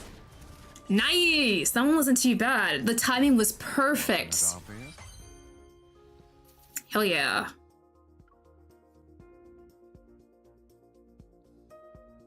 Alright, is there another battle, or is that it, Sylus? So I know if I can change back. Hey, that was it. Okay. Oh shit, when the snow falls? Are we switching to Zane? After matching with wits with Sylus for 47 rounds, my heavy eyelids force me to be the one to call it quits first. I sleep so deeply that when I wake up, I find myself in my own bed. I've been moved there and didn't even stir once. Was it really that exhausted? Or do I trust him too much? Might be a Zane chapter. If it is, I might actually stop here for the day and then come back later and continue. I massage my throbbing temples as I recall the information I received during our break last night. Sylus's curiosity was piqued by these mysterious antimatter weapons, and he decided to investigate their origin. Luke and Kiran were equally thrilled. They rubbed their hands together as if to say, "We finally have something to do." Given the usual apathy of Volcanus' leader, that mysterious hunter will soon cross paths with an odd little group consisting of a boss man, 2 troublemakers, and their crow. As for the key found in the ruins of the Gaia Research Center, will it unlock the secrets of a hidden past, or take me down another path that leads into an unknowable future. Either way, it's what I have to investigate next. Okay, so Sylus, the twins, and Mephefi are gonna do their own thing now. So I guess that might be it for them in the main story, unless he pops up back in at the last minute. I look around the room to find every curtain has been drawn shut with great precision. Not even the smallest sliver of light can get in. My place got turned into a cave, basically, and only he'd do that. I walk to the window. As soon as I pull back the curtains, blinding light floods my vision. As far as the eye can see, a cold radiance has engulfed the city. A blanket of snow covers every building. It's snowing, and Lincoln. Oh, something definitely is strange. For a while, I've been investigating my past and uncovering Ever's secrets. And now this ever-changing, precarious world seems to face an unprecedented crisis. Protofield disturbances, climate anomalies. Some say Earth's climate system has broken down, and a disaster comparable to the Coronavirus catastrophe is imminent. Others claim Earth is on the verge of collapse. All tectonic plates will shatter, and this human civilization will end. Yet among all these discussions about the end of the world, Earth's collapse, and civilization's downfall, what actually descends upon Lincoln City is a silent snowfall that transforms the city into a pure white expanse overnight. Backtrackers, Lemuria, everything is starting to make sense now. But what about the life on a higher planet of existence? The emissary of the divine. That's Zane, right? Long time no see. Hey! Back from your leave already? Captain Jenna said you had some personal matters to take care of. Is everything okay? For my administrative leave, only Jenna knew about my visit to the ruins of the Gaia Research Center in the N109 zone. After hesitating for a moment, I shake my head and smoothly change the subject. I'm fine. You could say I went back home. By the way, have you heard of the term emissary of the divine before? It's supposedly connected to civilizations on a higher plane of existence. Among all the rampant doomsday theories, the concept of being watched by civilizations with higher dimensional beings is actually the easiest to understand. It can mean a messenger who can communicate with godlike entities. Even if they do exist, finding someone like that would be harder than finding aliens. The sound of typing behind me suddenly stops. When I raise my head, I see Nero has come over to join the discussion. And if those higher dimensional life forms aren't saying anything, well, even an emissary might not know they're one. I've also heard that the next mass extinction might be just around the corner. That's wonderful. Thank you for that. Nero silently rubs the area between his eyebrows. He's unconvinced. Isn't that just propaganda spread by prototists to push for the development of protocore technology? Not necessarily. In this vast, endless universe, who knows how many civilizations are locked in battle? Our Earth might be the only surviving blue dot among them all. Amidst the ongoing discussions, my thoughts began to wander. Maybe Ever thinks our civilization is already approaching the limits of biological evolution. Pursuing the transcendence of evolution to counter this supposed crisis, that must be their true objective. As a side note, there were strange omens before the 2034 Chronorift catastrophe. The polar night was present for 3 consecutive days. While conversing, everyone unconsciously turns to look at the heavy snow outside. It falls as if descending from the cosmos itself. Regardless of whether Earth falls apart or the world ends, as long as the subway runs and wanderers exist, we need to fulfill our duties as hunters and protect this city.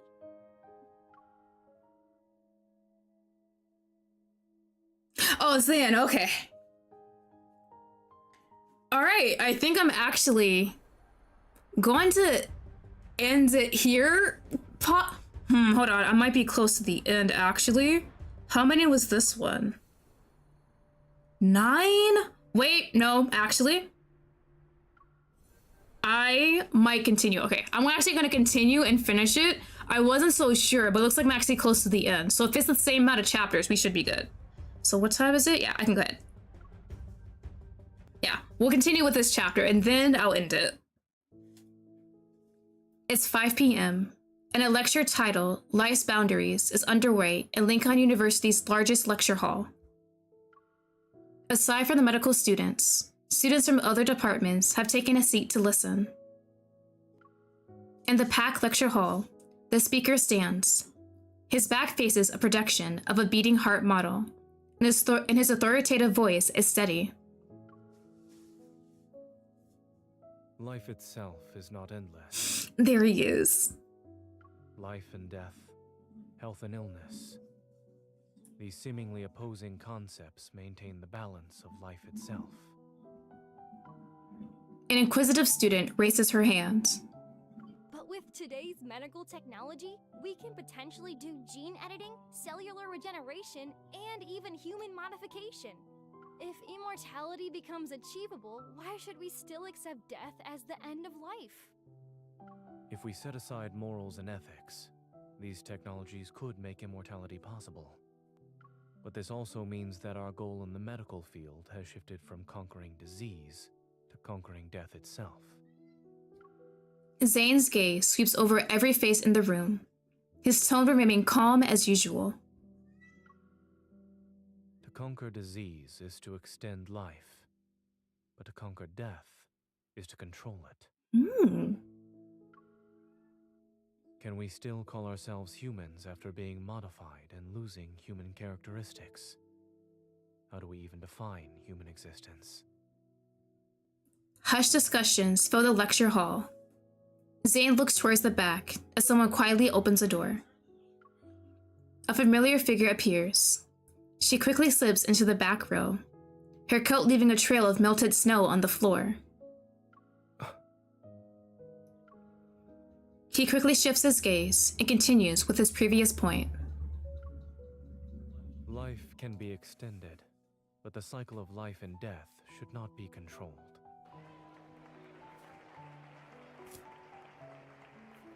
After the lecture ends, Zane is completely surrounded by eager students. I sit in the back row and wait as students file out behind me. Did you see the news? How could they accuse Dr. Zane of disregarding human life? I'm sorry? His patients? They're saying he has no ethics.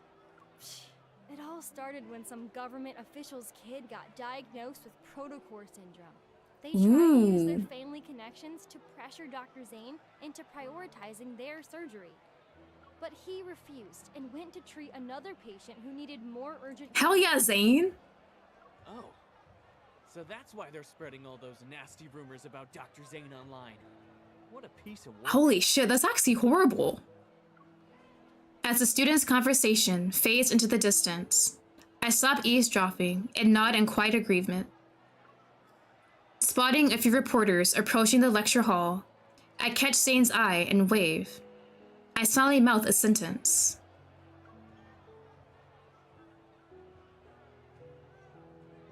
Come here, Dr. Zane. Zane glances in my direction, nods, and makes his way through the crowd of students. That will be all for today. Someone is waiting for me.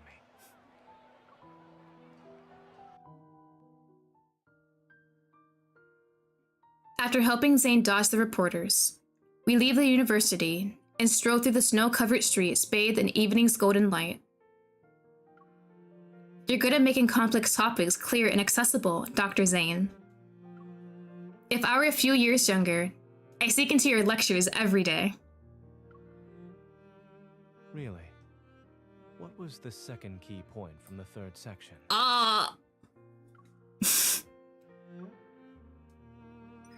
Faced with Zane's knowing smile, I sigh and turn to walk in the opposite direction. Where are you going? I need to find a time machine so I can hear a brilliant lecture from start to finish. 3, 2... Before I can finish my silent countdown, he grabs my hands. Come back.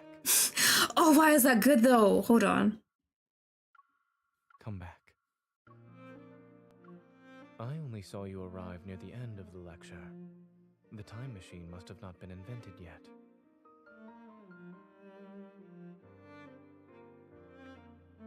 Coffee in hand, I sit down on a roadside bench as Zane hands me a weathered envelope.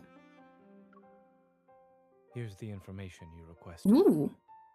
The wax seal on the envelope is still intact. The documents themselves have small creases. Exchanging documents while sitting on a bench. We're like those secret agents trying to save the world in the 008 movies. Given what you've asked me to investigate, it is certainly a secret that concerns the fate of the world.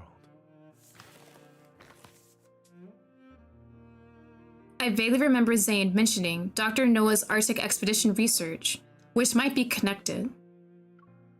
The cryptic patterns etched into the key seem to point toward the traces of a primordial civilization. 14 years ago, a research team ventured into the Arctic to study life's boundaries. They made an unexpected discovery in an ice cave. According to the surviving documents, the pictographs they recorded in the ice cave bear a striking resemblance to the patterns on the biometric key. Oh. Some members of the expedition team mysteriously disappeared. Others joined the Unicorn research team. Dr. Noah has a photocopy of the expedition journal. It's incomplete, but he hopes it can help you. Signals from deep space, the Aether Core, the key. The clues form an intricate web in the darkness. It stretches across the boundaries of time and space. Almost unnoticeable, each strand is being woven into place. They're waiting for that singular moment where everything is taught. Please thank Dr. Noah for me. How is he doing? What about Pi and the others? He and the animals are doing well. You remembered to ask about the animals. But have you forgotten something? Huh? It dawns on me. Do you need special attention too? Do I look invincible to you? Thinking about how rare our meetings and calls have been lately, I feel a twinge of guilt. So, how has Zane been lately? Have you been sleeping well? Do you still have nightmares? I'm doing well. For some reason, my words elicit a soft chuckle from Zane. You've already made time to pick me up after class. And since I'm on my way to work, why don't you walk with me? You can do it as you head back to the Hunters Association.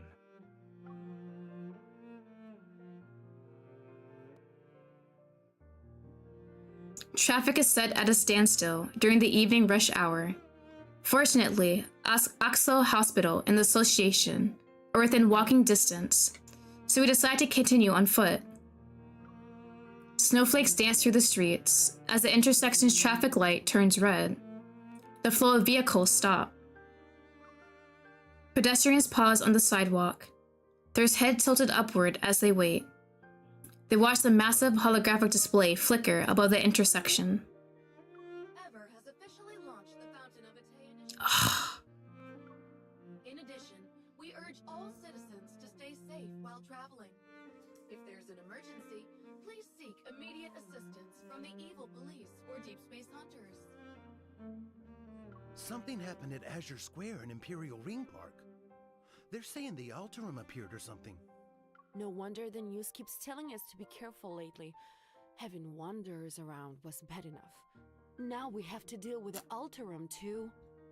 With one disaster after another in this godforsaken world, maybe it should just end. Well, damn, lady, hold on. I can't help but stifle a laugh. As the light turns green, traffic and pedestrians start moving again. And for our final story, a medical controversy surrounding Protocore syndrome Are doctors healing or killing? And the future Protocore syndrome. These sensational headlines drift past my ears in quick succession. Despite being at the center of this media storm, Zane doesn't even glance at the screen.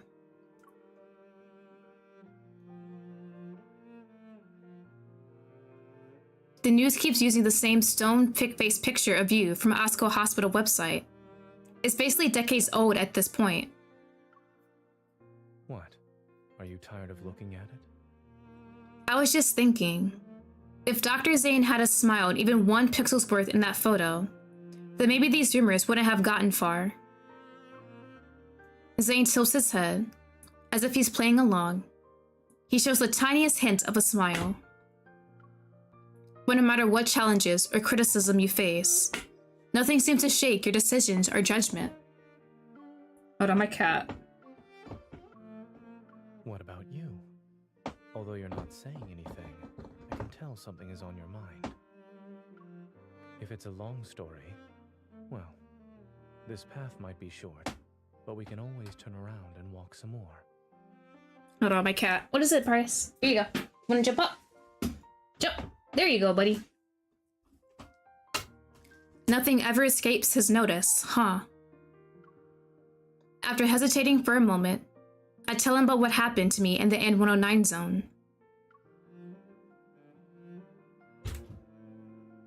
Those monsters and that cosmic void in the sky, it's all because of you. You are this world's calamity. We should have destroyed you years ago.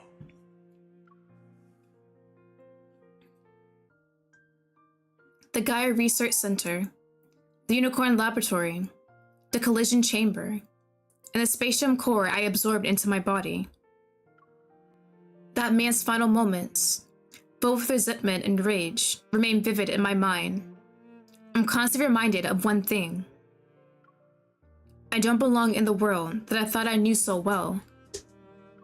So what you're saying is that they almost put you down in the N109 zone. You didn't have to phrase it like that. He wanted to dispose of me like I was some kind of medical waste. Zane's lips curve into a slight smile as he tucks my cold fingers into his coat pocket. I'm walking down this path now. It's strangely surreal. Are you more lost now, or more certain? I'm more lost, honestly. Well, my very existence feels too strange. It's almost unreal. But does my existence mean anything in this world if I don't have my power? His hand warms my fingertips, and I gently squeeze it. Any identity is just a role we temporarily play. It doesn't encapsulate the meaning of one's existence. Even without the identity and responsibilities they assign to you, you've been living just fine. What if I end up destroying this world one day? Give me a heads up before you do. I'll make sure to use it on vacation days first. Wonderful. I love that little humor. That's actually really cute. At the last intersection, our brief walk quickly comes to an end amongst the crowd.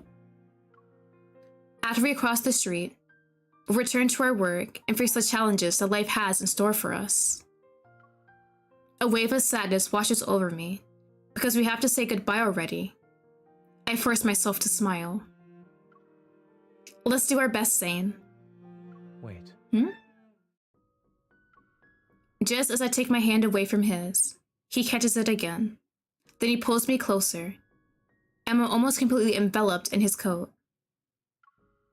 Looking down, I notice he's carrying his laptop bag in a simple, understated gift bag. He takes out a scarf from it. The soft fabric gives off a gentle, warm glow under the streetlight. Today's not even a holiday. Why do you have a gift for me? I didn't have a good excuse, but after hearing about your rather fascinating origin story. He slightly leans down and carefully wraps the scarf around my shoulders. Let's call it a celebration of your arrival in this world. A mix of uncertainty and certain emotions wells up inside me. They gradually melt away with the warmth of his touch. Did you find time in your busy schedule to knit this scarf, Dr. Zane? I picked it out. Is it not sincere enough? He raises his hand to smooth my disheveled hair. The snowflakes that land on his forehead slowly melt away. Whether it's ever or something else, the path you've chosen will be full of challenges. You'll encounter many people with ill intentions. But more importantly, you must be confident about your own choices. There are certain things that you can never take back. In the vast expanse of snow, neither of us takes a step forward. Then my first correct choice for today must have been seeing you. Thank you for choosing me.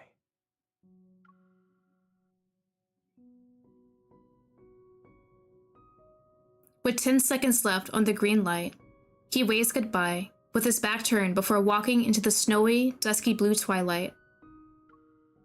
I watch his figure disappear into the distance before tightening my grip on the documents that stick out like a sore thumb. Hello, welcome. I hope you're doing well today. Looking around the bustling intersection, I'm surrounded by a constant flood of noise and information. It seems every sound and flash of a screen pushes people toward their next split-second decision. With this key, I might finally unlock the secrets from 14 years ago. They all involve the Aether Core, or rather, my own secret. I take a deep breath and turn toward the street that will lead me to the association. Are you hungry? Kitty kitty. My cat is super hungry for dinner. It's a bit past dinner time for him. Oh, we got one more. Price, can you handle it? Can you handle one more? Are you hungry? I know you're hungry, buddy. I want to finish. I gotta finish. Hopefully there's just 9. Okay, Price. After this one, I'll feed you guys. He's just staring at me. Heavy snow falls steadily as darkness settles earlier than usual.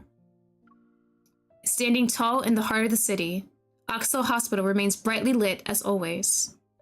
Are doctors healing or killing? Exposing the dark truth behind Oxo Hospital's division of cardiac surgery?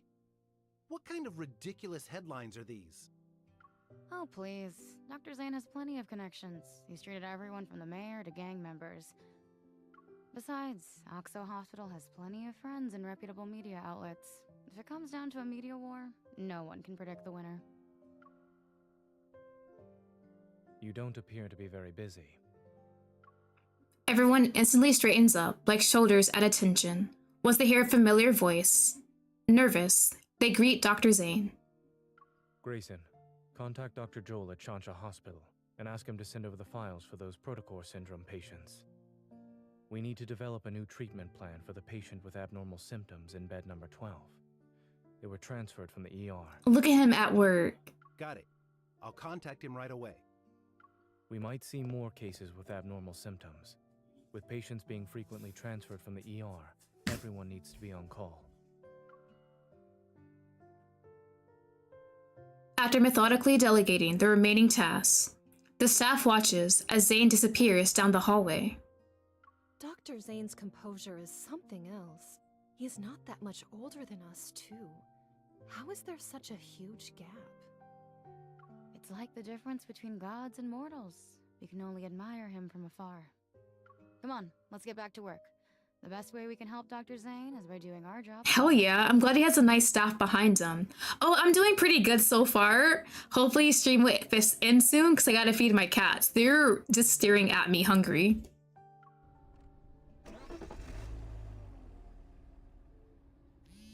At 2:30 a.m., Zane gets into his car after finishing his work. A notification pops up on his phone. The hospital director approved his application for the medical research project. His phone rings.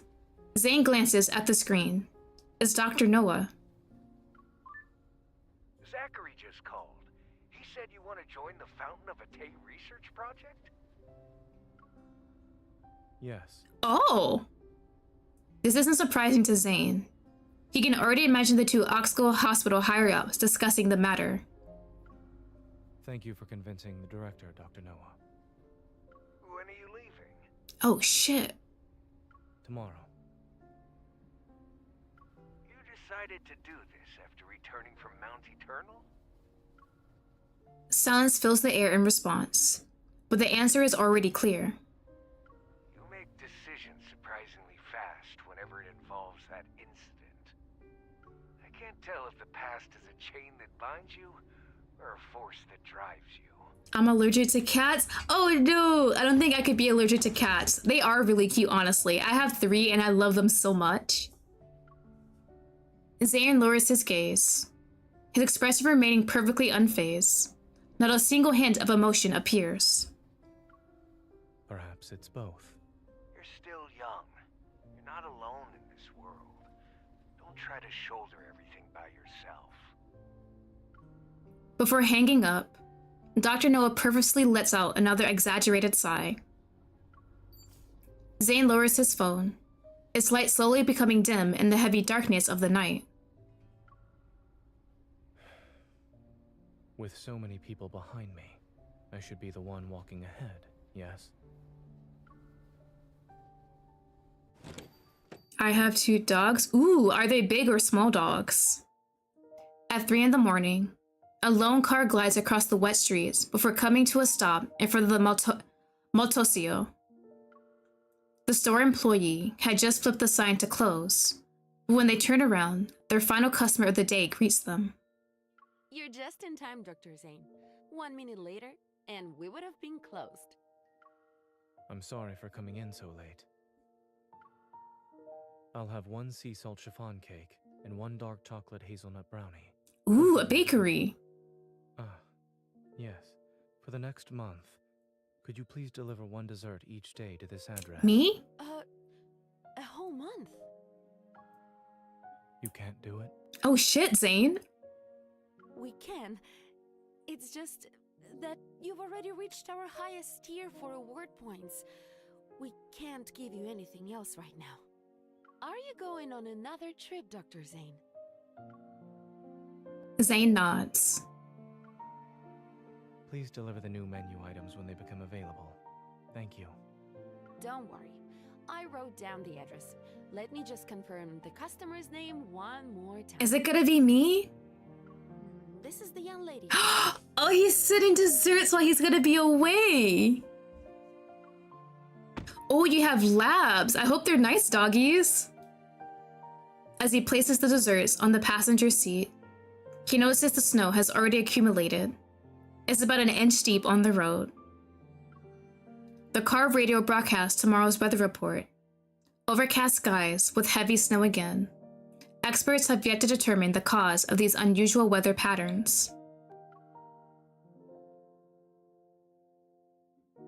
Zane lowers his head, opens his recent contacts, and carefully writes a message about his departure. Hold on, my cat. He's right in front of the microphone. What's up, buddy? Are you hungry? Ready to eat? Ready to eat? Yeah, go. There you go. Out of the way. There you go, buddy. As he imagines her reaction, he's embraced in a reverie, his features softening with a gentle tenderness. After sending the message, he opens the notes on his phone. The most recent entry was made at 4 a.m. the day before yesterday.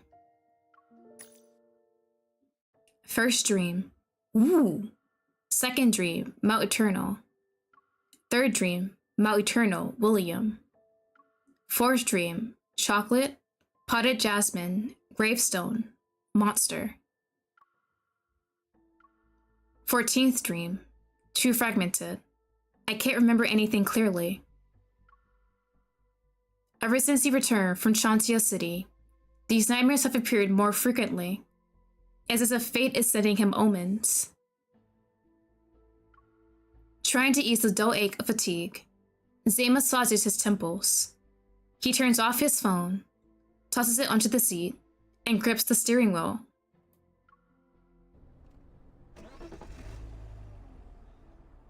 The windshield wipers sweep away the snow, but the snowfall grows heavier by the minute. He can barely see than less than 15 meters ahead.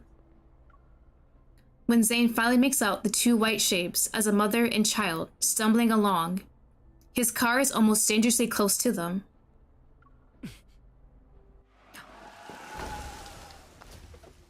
I'm sorry, Zane got into a car crash? What the fuck? He jerks the wheel violently to one side.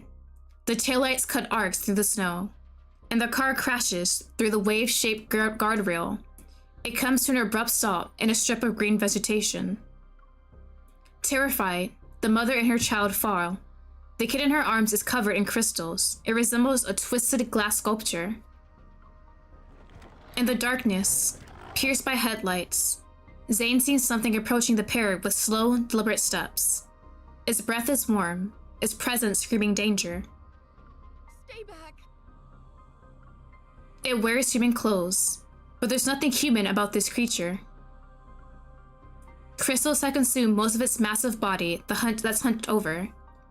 Strange growths are still pushed through whatever is left of its skin.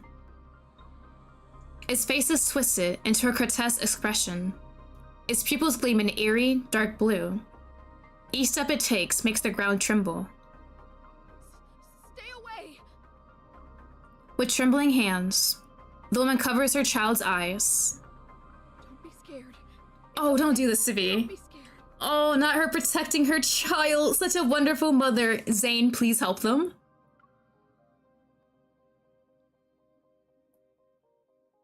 I know you just got in a car crash, but inside the car, Zane's nerves suddenly tense as the ringing in his ears, which had subsided, violently returns.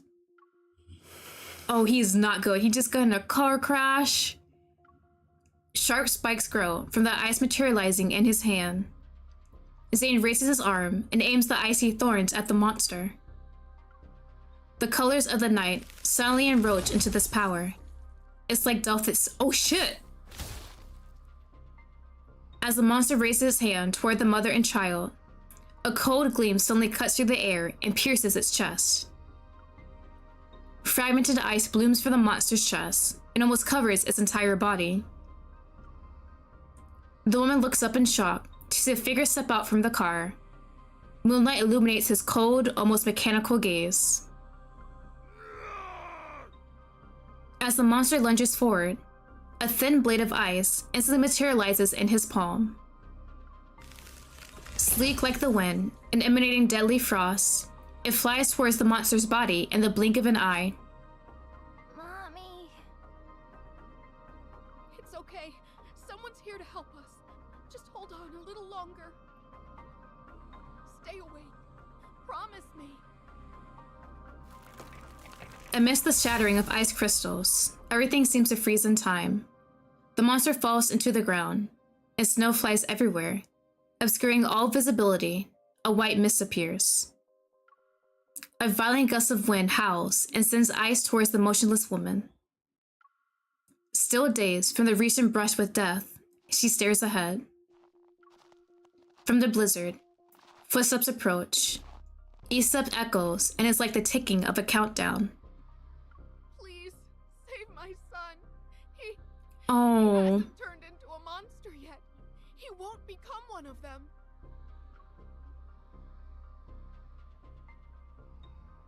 The tall man blocks the car's headlights and casts a shadow over the mother and child before him. The woman shrinks back in fear, and the chocolate slips from the child's trembling hands and falls onto the snow. Saving him would be pointless. I'm sorry? Zane, wait a minute!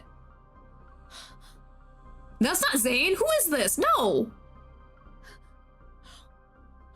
That is not something Zane would say. Ignoring her anger, Zane bends down to pick up the chocolate and holds it out to her. Ice crystals fall from his fingertips, landing on the chocolate's wrapper. They melt to wash away the blossoming bloodstains. He's beyond saving. What is this? There's no shot Zane would actually say that. No! He hasn't turned into a monster. He's still alive. heart-wrenching sobs slice the darkness as clouds once again obscure the moon. Zane's silhouette quickly dissolves into the snowy night. What is this? What do you mean that's how it ends? Is that the end of the chapter? Am I done? I'm done! Oh shit! What do you mean? That's the end! Okay.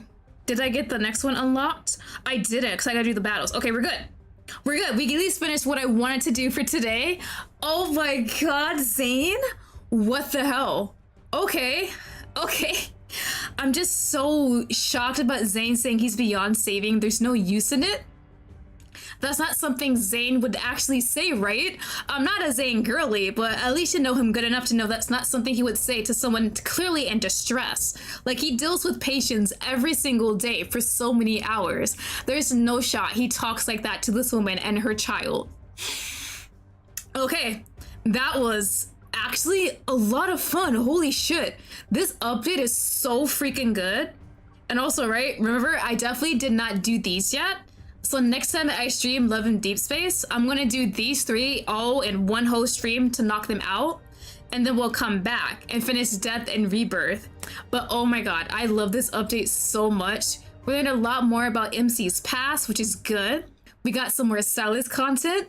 That cutscene with him driving the car and us shooting these bad guys was sexy as hell. I need more like that. I'm excited to see the cutscene for Zane in this update. Yeah, as I said before, I had a lot of fun. This was a good update. I need them to do more story updates, honestly. I understand they want to prolong the story and the game to keep the game going since they have events in between, but I wish they'd had more updates for the story. I kind of think like, what, maybe every 4-ish months or so add a story update? That seems like a good amount, right? But yeah, that is it for today. My cats are starving. I need to feed them. I'm like 30 minutes late, unfortunately. I'm sorry to them. I'm gonna come and feed you, buddy. You're hungry? You're hungry? Oh, you guys want to see him? Hold on. I actually can show him. Give me a sec. He's right beside me. Hold on. Hold on. Let me actually... Phone? Price! Hi, buddy. Hi, buddy. Look, there he is. Look at him. That's my little fatty, my black kitty. Yes, there he is. Bryce, say hi. Bryce. Hi, buddy. Look at you. You're so cute. Hi. Look at him. Get the peats. Okay. Okay, now we're good. Okay. So that is it for today's stream. I hope you guys all have a wonderful day. Bye-bye.